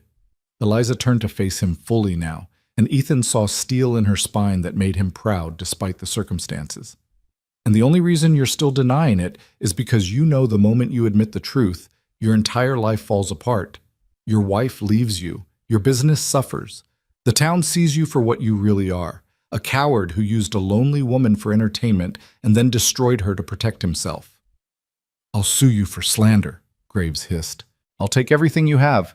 I have nothing, Eliza said simply. You already took everything when you destroyed my reputation, so sue me, Thomas. Drag me into court, and let's see what a judge makes of those letters you claim don't exist. Let's put your word against mine in front of the law and see whose story holds up better. Graves opened his mouth, closed it, opened it again. No words came out. He looked like a fish drowning in air. That's what I thought, Eliza said. She turned back to the wagon. Ethan had been watching this exchange with growing admiration and carefully controlled rage. Now he stepped forward, putting himself between Graves and Eliza. You come near her again, he said quietly, and I'll forget about sheriffs and laws and the whole pretense of civilization. You understand me? You threatening me, Cole? I'm making a promise. Same one I made before. You hurt her. You answer to me. And unlike the law, I don't require proof or evidence or any of that bureaucratic nonsense. I just require certainty, and I'm real certain about what you did. Graves backed up a step despite himself. Whatever he saw in Ethan's eyes apparently convinced him that pushing further would be a mistake. This isn't over, he said, trying for bravado and achieving only desperation. You're right, Ethan agreed. It's not over, but it will be soon. One way or another. Graves retreated, nearly stumbling in his haste. Several townspeople had gathered to watch the confrontation, and their whispered conversations followed him down the street. Ethan saw Dutch Morrison among them, the big blacksmith's expression thoughtful. Morrison approached slowly, his massive hands held up in a gesture of peace. Cole, need to talk to you, private-like. Ethan's hand moved toward his gun, but Morrison shook his head. Not here to cause trouble. Got information you might want. They stepped aside while Eliza continued loading supplies. Morrison glanced around to make sure no one was listening, then spoke quietly. I've been doing some work for Graves the past few months, repairs to his store, some custom metal work. Last month he asked me to make something specific, a metal container with a tight seal, about the size of a flour tin. Paid me extra to keep it quiet. What kind of container? The kind you'd use to transport poison without it leaking or degrading. He didn't say that's what it was for, but I'm not stupid. And then when I heard about your cattle dying, about the poisoned water, Morrison shrugged his massive shoulders. I put it together. You willing to testify to this? Tell the sheriff? Morrison was quiet for a long moment. Graves has got friends, Cole. Powerful ones. I testify against him. I might find my business drying up, my family getting squeezed. It's not right, but it's reality. So you're telling me this why? Guilty conscience? Because what he did to Miss Moore was wrong. What he's doing to you is wrong. And because I've got a daughter about her age, and if some man treated her the way Graves treated that girl. Morrison's hands clenched into fists. Let's just say I understand why you're angry. But you won't help officially.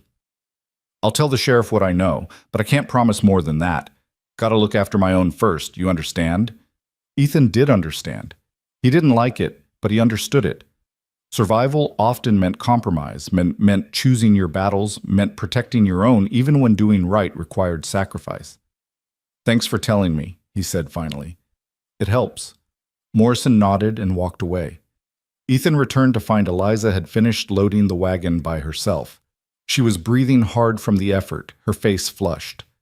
You should have waited for me, he said. You were busy.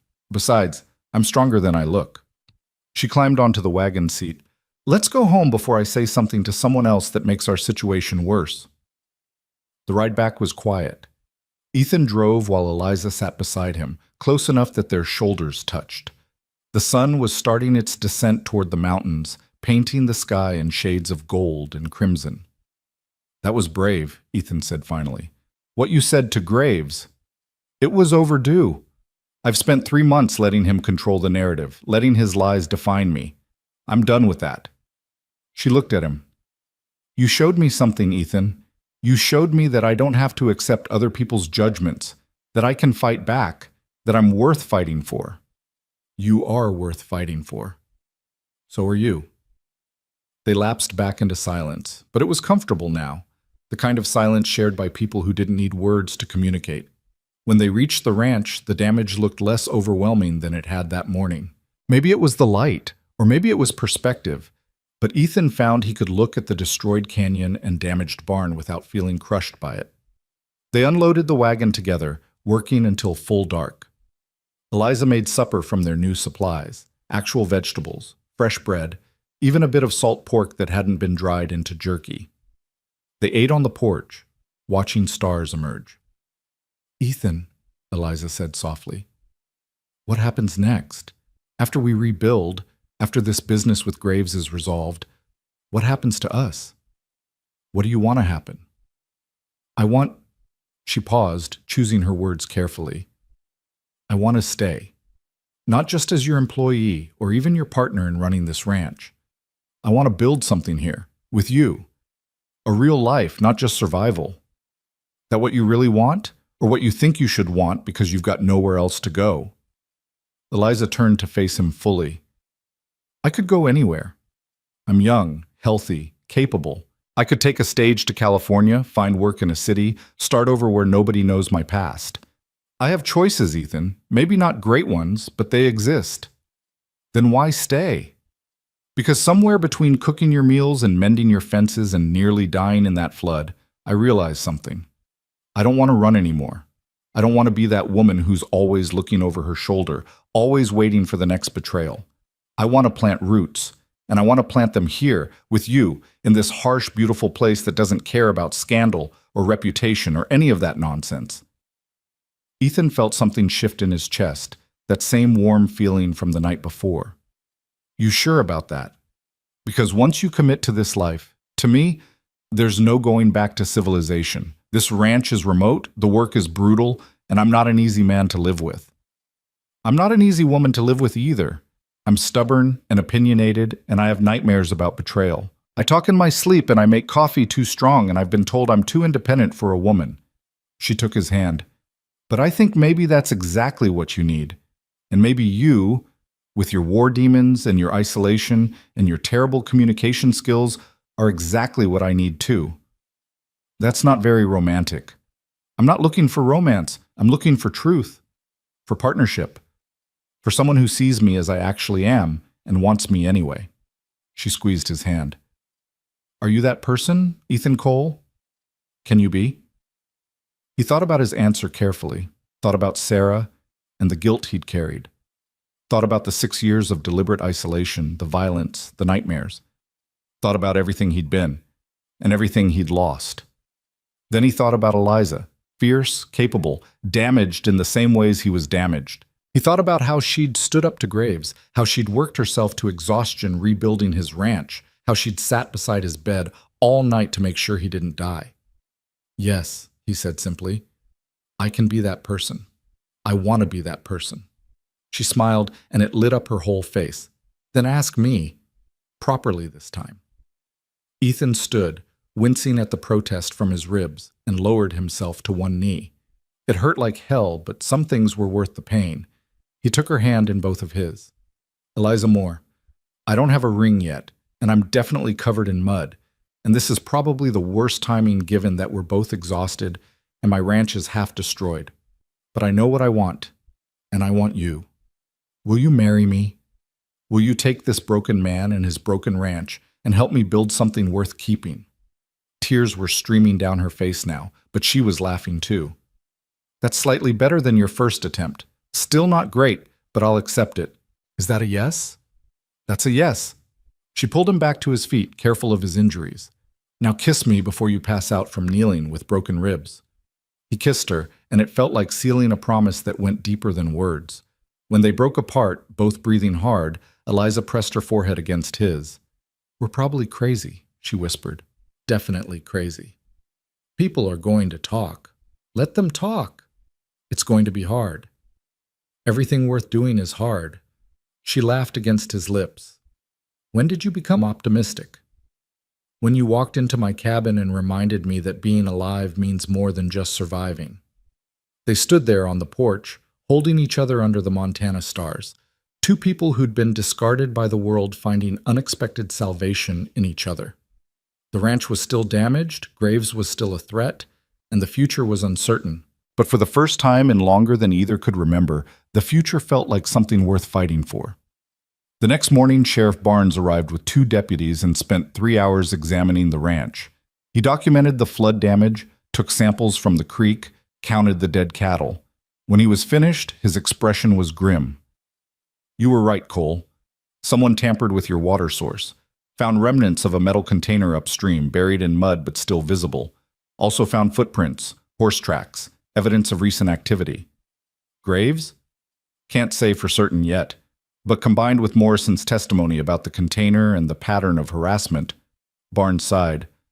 I've got enough to bring him in for questioning, maybe enough to charge him if he cracks under pressure. Thank you. Don't thank me yet. Even if I charge him, getting a conviction will be hard. He's got money for lawyers, friends in high places. This could drag on for months. I've got time, Ethan said, and I've got patience. What I don't have is any intention of letting this go. Barnes nodded slowly. Figured you'd say that. Just try to let the law handle it, Cole.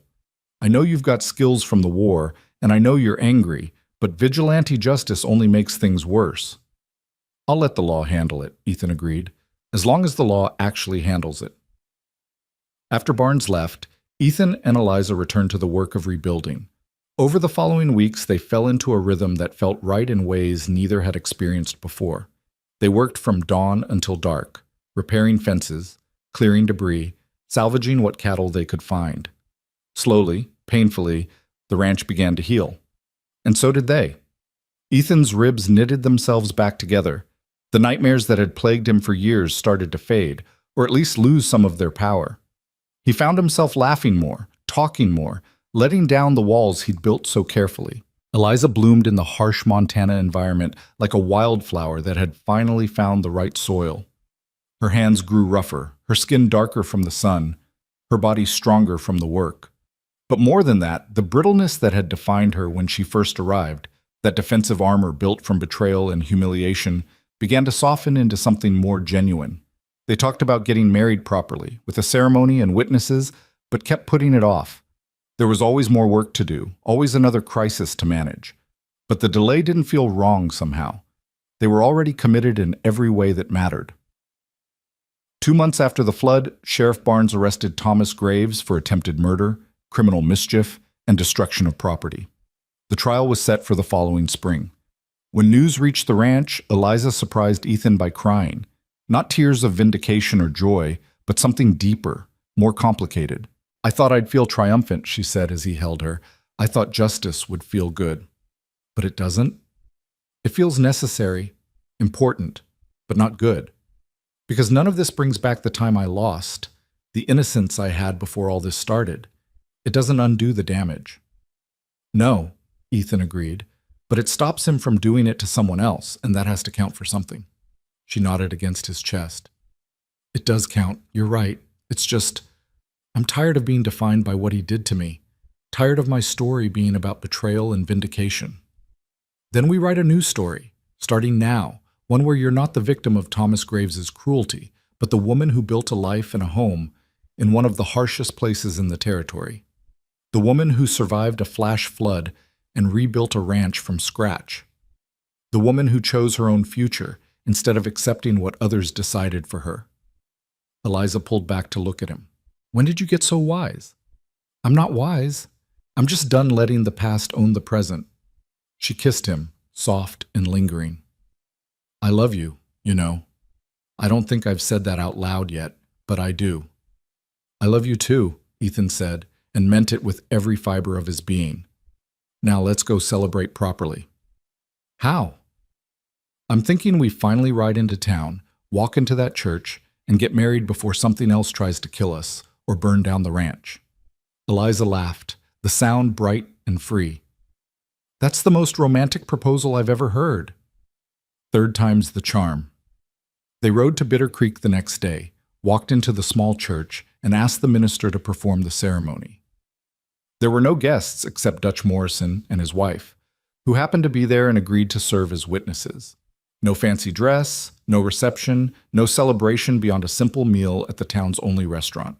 But when the minister pronounced them husband and wife, when Ethan kissed his bride in the dusty little church, he felt something he hadn't felt since before the war. Complete. They returned to the ranch as the sun set, Eliza riding beside him on a new mare they'd purchased with money from selling some salvaged equipment. The cabin waited for them, small and rough, but unmistakably home. "Mrs. Cole," Ethan said, testing the name. "I like the sound of that," Eliza replied. "Though I still think I should hyphenate. More Cole. Sounds more distinguished. You can call yourself whatever you want, long as you stay. I'm not going anywhere."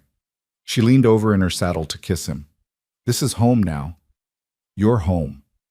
And as they rode into their yard under the vast Montana sky, Ethan Cole realized that the lonely cowboy who'd lived in angry isolation was gone. In his place was a man with a wife, a future, and a reason to believe that tomorrow might actually be better than today. It wasn't the life he'd planned. It wasn't even the life he'd thought he wanted. But it was his, hard-won and honestly earned. And that made it perfect. Winter came early that year, sweeping down from the mountains with a fury that tested everything they'd rebuilt. Ethan and Eliza worked frantically to prepare, knowing their first winter together would either prove the strength of what they'd built or expose fatal weaknesses in their hasty repairs. The new well held against the freezing temperatures. The patched barn roof kept the snow out. The cattle they'd managed to salvage huddled in the protected valleys, surviving on hay they'd cut and stored during the brief autumn. Every morning, Ethan woke before dawn to break ice in the water troughs, and every morning Eliza was already up, coffee brewing, planning the day's work. They moved through the frozen months as a single unit, anticipating each other's needs, communicating in the shorthand that develops between people who've chosen to depend on each other absolutely. The isolation that had once crushed Ethan now felt like protection. The cabin that had been a prison became a sanctuary. In late January, a letter arrived from Sheriff Barnes. Thomas Graves had accepted a plea agreement. Rather than face trial and almost certain conviction based on Morrison's testimony and the physical evidence, he'd confessed to poisoning the water source. He wouldn't serve jail time. His lawyers had been that good. But he was ordered to pay substantial restitution to Ethan for the lost cattle and damages.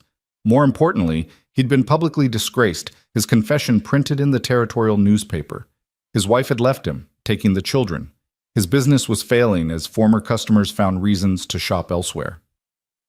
"He's destroyed," Eliza said quietly, reading the letter over Ethan's shoulder. "Everything he tried to protect by ruining me, he lost anyway." "You feel sorry for him?" "No, but I don't feel triumphant either, just tired of it all, ready to move past it completely." Ethan turned in his chair to face her. "Then we move past it. We take his money, use it to make this ranch better than it was before, and we never speak his name again. He doesn't get any more of our time or energy."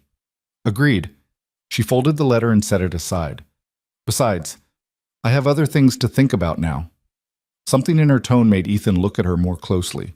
There was a flush to her cheeks that had nothing to do with the cold, and her hand rested unconsciously on her stomach. "Eliza? I wasn't sure how to tell you. Wasn't sure if I should wait, or if there was some proper way to announce it, or—" She took a breath. "I'm pregnant, Ethan. About 3 months along, I think. I wanted to be certain before I said anything." For a moment, Ethan couldn't process the words. His mind went blank, then flooded with so many emotions at once that he couldn't separate them. Fear and joy and terror and wonder all crashed together. "A baby," he said stupidly. "A baby," she confirmed, watching his face carefully. "I know it's sooner than we planned. I know the timing is terrible with winter and the ranch still recovering and everything else, but—" He kissed her before she could finish, pulling her into his arms with desperate gentleness. When he pulled back, he realized his eyes were wet. "Don't apologize," he said roughly. "Don't you dare apologize for giving me something I never thought I'd have again." "You're happy?" "Happy doesn't begin to cover it." He placed his hand over hers on her stomach, marveling at the idea of life growing there. "Terrified, yes. Completely unprepared, absolutely. But happy in a way I didn't know was possible." Eliza's eyes filled with tears. "I was so worried you'd think it was too soon, that we weren't ready. We'll never be ready. Nobody's ever ready for this. But we'll figure it out together, same as we figured out everything else." He kissed her again, softer this time. "When?" "Late summer, I think. August, maybe early September." Ethan did the mental calculation. The baby had been conceived shortly after the flood, during those first tentative weeks when they'd stopped fighting what was growing between them. It felt right somehow, that new life had come from the moment they'd nearly lost everything. The pregnancy changed things in ways both subtle and profound. Ethan found himself watching Eliza with new eyes, seeing her strength but also her vulnerability. He became protective in ways that annoyed her and touched her in equal measure. "I'm pregnant, not made of glass," she said one morning when he tried to stop her from hauling water. "I know that. You just need to let me do what I can while I can. I'll let you know when I need help, but treating me like an invalid isn't helping anyone." He backed off, though it went against every instinct, but he noticed she started accepting help more readily as winter progressed into spring. Her body changed in ways that fascinated and slightly terrified him. The swell of her belly became visible under her dresses, and he'd catch himself staring, amazed that his child was growing there. Spring brought the trial, though Graves's confession had effectively ended any real drama. Ethan and Eliza attended anyway, wanting to see it through to the end. The judge accepted the plea agreement, ordered the restitution paid, and delivered a scathing assessment of Graves's character that left the man visibly shaken. Outside the courthouse, Graves approached them one last time. He looked diminished, the polish and confidence stripped away to reveal something smaller and sadder underneath. "I just wanted to say," he began. "Don't," Eliza interrupted. "Don't apologize now. Don't explain. Don't make excuses. It's done. We're done. Live with what you've done and leave us alone." Graves nodded slowly. "For what it's worth, I am sorry. I was selfish and cruel, and I destroyed lives for no good reason. I know that now." "Good," Ethan said flatly. "Now go be sorry somewhere we never have to see you again." They walked away without looking back, and Ethan felt Eliza's hand squeeze his tightly. That chapter was closed. They could finally, truly move forward. The restitution money arrived in May, more than Ethan had expected. They used it to hire help for the summer, 2 ranch hands who could handle the heavy work while Eliza's pregnancy advanced. They bought new breeding stock to replace what had been lost. They expanded the barn and built a proper hen house. Slowly, methodically, they transformed the ranch from a place of survival into something that could actually thrive. One evening in early June, as they sat on the porch watching the sunset, Eliza said, "I've been thinking about names." "For the baby?" "No, for the ranch. We should give it a proper name. Something that means something to us." Ethan considered this. "What did you have in mind?" "Second Chance Ranch." She glanced at him. "Too sentimental?" "No," he said slowly. "It's perfect. Because that's what this place is. A second chance for both of us. A second chance at life, at happiness, at everything we thought we'd lost." Second Chance Ranch it is, then. They had a sign made in town, carved from good oak and painted with care. Ethan mounted it at the entrance to their property, and standing back to look at it, he felt a sense of pride and belonging he hadn't experienced since before the war. Summer arrived with its usual Montana intensity, hot days and cool nights, thunderstorms that rolled through without warning, grass growing tall and green across the valley. Eliza's belly swelled until she couldn't see her own feet. She moved with the careful grace of a woman carrying precious cargo, one hand often resting on her stomach as if reassuring the child within that all was well. Ethan found himself talking to the unborn baby, feeling slightly foolish but unable to stop. He'd tell the child about the ranch, about the cattle, about the mother who'd proven stronger than anyone had imagined. Eliza would watch him with soft eyes, occasionally laughing at his one-sided conversations. "What are you telling our daughter?" she asked one night as his hand rested on her belly. "How do you know it's a daughter?" "I don't, but I have a feeling." She covered his hand with hers. "And you didn't answer the question." "I was telling her about the flood, about how her mother was braver than any soldier I ever fought beside, how she didn't panic, didn't break, just did what needed doing." "You're going to make her think I'm some kind of legend." "You are a legend. My legend, at least." Eliza's labor began on a sweltering August afternoon while Ethan was in the north pasture checking fence. One of the ranch hands came galloping up, his young face pale with panic. "Mr. Cole, Mrs. Cole says it's time.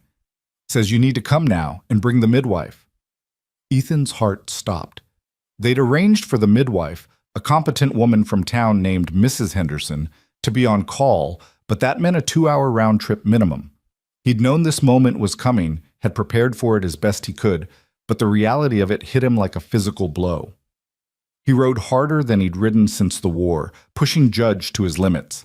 He found Mrs. Henderson at her home, explained the situation in gasps, and had her mounted and riding back within minutes. Then he returned to the ranch, where Eliza was already in the grip of something ancient and powerful. The birth took 18 hours. Ethan spent most of it outside the bedroom, pacing like a caged animal, while Mrs. Henderson worked and Eliza labored. The sounds that came through the door, pain, effort, determination, nearly drove him mad. He'd faced battle without flinching, had stared down death more times than he could count, but listening to his wife suffer was a torture beyond anything he'd experienced. One of the ranch hands, an older man named Charlie who'd helped birth more calves than he could count, sat with Ethan through the ordeal. "First one's always the hardest," Charlie said, rolling a cigarette. "But your missus is tough. She'll come through fine." "How can you be sure?" "Because she survived everything else that's been thrown at her. Woman like that doesn't quit just because of a little thing like childbirth." The words helped, but only slightly. Ethan continued his pacing until finally, as dawn broke over the mountains, he heard a sound that stopped his heart completely. A baby crying. Mrs. Henderson opened the door, her face exhausted but smiling. "You have a daughter, Mr. Cole. A healthy, angry little girl who's already determined to make her presence known." Ethan pushed past her into the room. Eliza lay in the bed, her hair plastered to her forehead with sweat, her face pale with exhaustion. But she was smiling as she cradled a tiny bundle wrapped in clean blankets. "Come meet your daughter," she said softly. He approached as if walking on sacred ground. The baby was red-faced and wrinkled, with a shock of dark hair and eyes that seemed to look right through him. She was the most beautiful thing he'd ever seen. Can I? He started. Of course you can. Eliza transferred the baby to his arms with practiced ease, though this was her first time too. She's yours as much as mine. Ethan held his daughter with trembling hands, terrified he might break her but unable to let go. She was so small, so impossibly fragile, yet she gripped his finger with surprising strength when he offered it. Hello, little one, he whispered. I'm your father, and I promise you, I will never let anything hurt you. I will give you everything I didn't have. Safety, stability, a home that's truly a home. I will love you and your mother with everything I am, every day for the rest of my life. The baby made a small sound, and Ethan felt something inside him shift permanently. The last pieces of the broken, angry man he'd been when Eliza first arrived dissolved completely. In their place was something new, not perfect, not without scars, but whole in ways that mattered. What should we name her? Eliza asked. They'd discussed names throughout the pregnancy, but never settled on anything. Now, looking at his daughter's face, Ethan knew. Sarah, he said. Sarah Hope Cole. For my first wife, who I'll always love, and for what this child represents, hope for the future. Eliza's eyes filled with tears. That's beautiful and generous. You honor the past while choosing the future. Is it all right with you? It's perfect. She reached up to touch his face. You're perfect. Broken and scarred and difficult, but perfect for me. Mrs. Henderson cleared her throat diplomatically. I'll give you folks some privacy. Mrs. Cole needs rest, and that baby will be wanting to feed soon. I'll check back in a few hours. After she left, Ethan settled carefully on the edge of the bed, still holding Sarah. Eliza leaned against him, exhausted but content. They sat together as the sun rose higher, painting the room in shades of gold. We did it, Eliza murmured. Against all odds, despite everything, we built this. We did. Ethan kissed her forehead. And we're just getting started. The weeks that followed were a blur of sleepless nights and endless wonder. Sarah proved to be a demanding baby, wanting to eat constantly and sleep in brief, unpredictable intervals. Ethan discovered depths of exhaustion he hadn't known existed, but he wouldn't have changed a moment of it. He found himself thinking often about the man he'd been just a year ago. The lonely cowboy who'd wanted nothing but isolation, who'd pushed away any possibility of connection or joy. That man seemed like a stranger now. This version of himself, sleep-deprived, covered in spit-ups, singing nonsense songs to a baby at 3 a.m, felt more real than anything he'd experienced since before the war. Eliza recovered her strength quickly, driven by the same determination that had helped her survive everything else. Within a month, she was back to light work around the ranch, Sarah strapped to her chest in a sling Ethan had fashioned from soft leather. The baby seemed content to be carried this way, watching the world with those intense dark eyes, taking in everything. Autumn arrived with its usual show of color, the aspens turning gold against the evergreens. Ethan and Eliza stood in their yard one evening, watching the sunset while Sarah slept in her father's arms. Do you ever think about how different things could have been? Eliza asked. If Hutchins had sent me to someone else? Or if you'd actually turned me away that first night? Sometimes. Usually late at night when I can't sleep and Sarah's finally quiet. He shifted the baby slightly, supporting her head. But then I think about everything that had to happen exactly as it did to get us here. All the bad choices, the pain, the near disasters, they all led to this moment. Do you regret any of it? I regret the pain you had to endure. I regret that Graves wasn't held accountable sooner. I regret the cattle we lost and the time we wasted being afraid. He looked down at his sleeping daughter. But if I could go back and change things, make it easier somehow, I'm not sure I would, because struggle taught us things comfort never could. It made us stronger than we had any right to be. That's a hard philosophy for someone who just became a father. Maybe, but I want Sarah to grow up understanding that life isn't easy, that worth comes from perseverance, that the best things are often the hardest won. He smiled slightly. Though I'd prefer she learns those lessons with slightly less drama than we experienced. Eliza laughed. Agreed. Maybe we can spare her the attempted murder and flash floods. Winter came again, their second on the ranch, but this time they were prepared. The barn was solid, the house was warm, and they had enough supplies to last through even the worst storms. More importantly, they had each other and the small, perfect life they'd created together.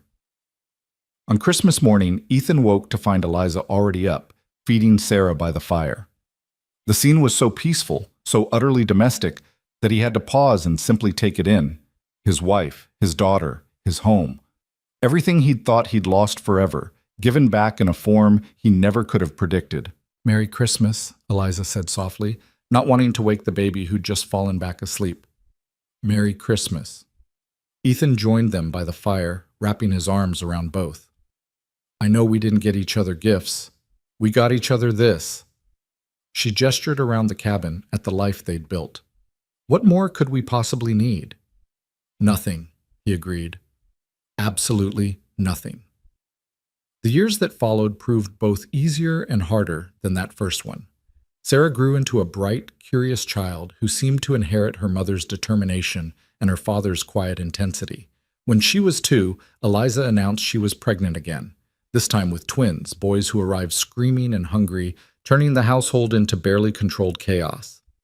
James and William Cole were born in the spring of 1881, healthy and loud and demanding. Ethan named James for his brother who died at Gettysburg, and William for Eliza's father. The babies stretched their resources thin, but somehow they managed. The ranch hands helped.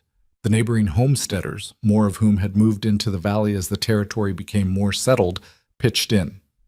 They'd become part of a community despite their isolation, respected for their hard work and honest dealing. Second Chance Ranch prospered. The cattle herd grew. The land that Ethan had nearly lost to poison and flood became productive and profitable. They added on to the cabin, building proper bedrooms for the children and a larger kitchen for Eliza. It would never be a mansion, but it was a home in every sense that mattered. One evening, when Sarah was 5 and the twins were toddling terrors, Eliza found Ethan sitting on the porch, where so much of their early relationship had developed. He was watching Sarah play in the yard while the boys napped inside. "What are you thinking about?" she asked, settling beside him. "Everything. Nothing. How lucky I am." He took her hand. "I keep waiting for it to feel normal, this happiness. But it never quite does. Every morning I wake up and I'm still surprised to find you beside me, to hear the children, to have this life." "Is that a bad thing?" "No, it's a good thing. It means I never take it for granted." He squeezed her hand. "I remember exactly how alone I was, how close I came to just giving up. And then you walked in bossy and determined, and everything changed." "I was terrified that night," Eliza admitted, "standing at your stove, pretending to be brave, while inside I was certain you'd throw me out. I had nowhere else to go, no backup plan. If you'd sent me away, but I didn't." "But you could have. You had every reason to." She leaned her head on his shoulder. "We were so broken, both of us. It's a miracle we didn't destroy each other. We nearly did a few times. But we didn't. We chose each other instead. Every day we keep choosing each other." Sarah ran up to the porch, her face flushed with play. "Papa, tell me the story again, about how you and Mama met." It had become her favorite bedtime story, a sanitized version of their meeting that left out the darker elements but kept the essential truth. Ethan pulled his daughter onto his lap. "Well, it was a dark and stormy night." "It wasn't stormy yet," Eliza interjected. "It was late afternoon and the storm was just building." "Fine. It was late afternoon and a storm was building, and I came home to find a strange woman cooking at my stove." "You weren't cooking," Sarah said to her mother. "You were just standing there being brave." "I was cooking," Eliza confirmed. "Beans and salt pork. Your father's favorite because he has simple tastes." "And she wouldn't leave even when I told her to," Ethan continued. "She just stood there and said no, and I was so surprised that a woman would dare talk back to me that I let her stay." "That's not how it happened," Eliza protested, laughing. "That's exactly how it happened. And then we worked together to save the ranch from bad men and bad weather and our own stubbornness, and eventually we realized we loved each other." "And then you got married and had me," Sarah finished triumphantly. "That's right. And then we had you and then your brothers, and now we have this perfect, chaotic, wonderful life." Sarah considered this seriously. "Was Mama really ruined like Uncle Charlie says?" Both adults froze. Ethan glared toward the barn, where Charlie was probably finishing evening chores. making a mental note to have words with the old ranch hand about appropriate conversations around children. Your mother was never ruined, Ethan said firmly. She was hurt by people who didn't deserve her, but that didn't make her less. It made her stronger, and anyone who says otherwise can answer to me. Okay, Sarah seemed satisfied with this explanation. She wiggled off his lap. Can I go play some more before supper? Wash your hands first, and stay where we can see you. Sarah ran off, already calling for her brothers, who'd apparently woken from their nap. Eliza watched her go, then turned to Ethan with tears in her eyes. Thank you, she said quietly, for defending me, for making sure she grows up knowing that what happened to me doesn't define who I am. It's the truth. Besides, I want our children to understand that people are more than their worst moments or their biggest mistakes, that redemption is possible, that love can heal things we thought were broken beyond repair. When did you get so wise? When I had a good teacher. He pulled her close. You taught me all of that, you know. Taught me that walls don't protect you. They just keep you alone. That vulnerability isn't weakness. That choosing to hope, to trust, to love again despite everything, that's the bravest thing anyone can do. They sat together as the light faded, watching their children play in the yard of Second Chance Ranch. The mountains stood eternal in the distance. The grass whispered in the evening breeze, and smoke rose from the chimney of their home. Ethan thought back to that day so long ago when he'd ridden home to find smoke rising from that same chimney, announcing an intruder who would become everything to him. He remembered the anger, the suspicion, the determination to remain alone. He remembered the broken man who believed isolation was safety. That man was gone now, replaced by someone who understood that the greatest courage wasn't surviving alone. It was opening yourself to the possibility of loss by loving someone completely, by building a life that could be taken away, but choosing to build it anyway because the alternative was no life at all. Do you ever miss it? Eliza asked suddenly. The solitude? The simplicity of life before I complicated everything? Never, Ethan said without hesitation. Not even once. You didn't complicate my life, Eliza. You gave it meaning. You gave it purpose beyond just existing day to day. You gave me a future worth fighting for. Good answer. She kissed him softly. Because you're stuck with me now. Best thing that ever happened to me. Years continued to pass. Sarah grew into a young woman with her mother's steel spine and her father's quiet determination. The twins became strong boys who worked the ranch alongside their father, learning the skills they'd need to run it themselves someday. The ranch prospered, gaining a reputation throughout the territory for quality cattle and honest dealing. Bitter Creek grew into a proper town, with a railroad connection and new businesses. The old scandals faded into history, replaced by new dramas. Thomas Graves left the territory entirely, last heard working as a clerk in Portland, a fall from grace that seemed almost poetic. Mayor Hutchins retired. The people who judged Eliza so harshly either forgot their judgment or died off, replaced by new arrivals who only knew her as Mrs. Cole, the respected rancher's wife. Eliza herself became something of a legend in the valley. She served as midwife to dozens of births, drawing on her experience to help other women through the ordeal. She organized the first school in the area, teaching children from neighboring ranches until the territory could afford to send a proper teacher. She proved that being dismissed and discarded by one community didn't mean you couldn't build something meaningful in another. On their 20th anniversary, Ethan and Eliza stood in that same spot on the porch where so much of their story had unfolded. Their children were grown or nearly so. The ranch was solid, successful, a legacy they'd built from nothing. 20 years, Eliza marveled. Sometimes it feels like yesterday you were pointing a gun at me and ordering me out of your cabin.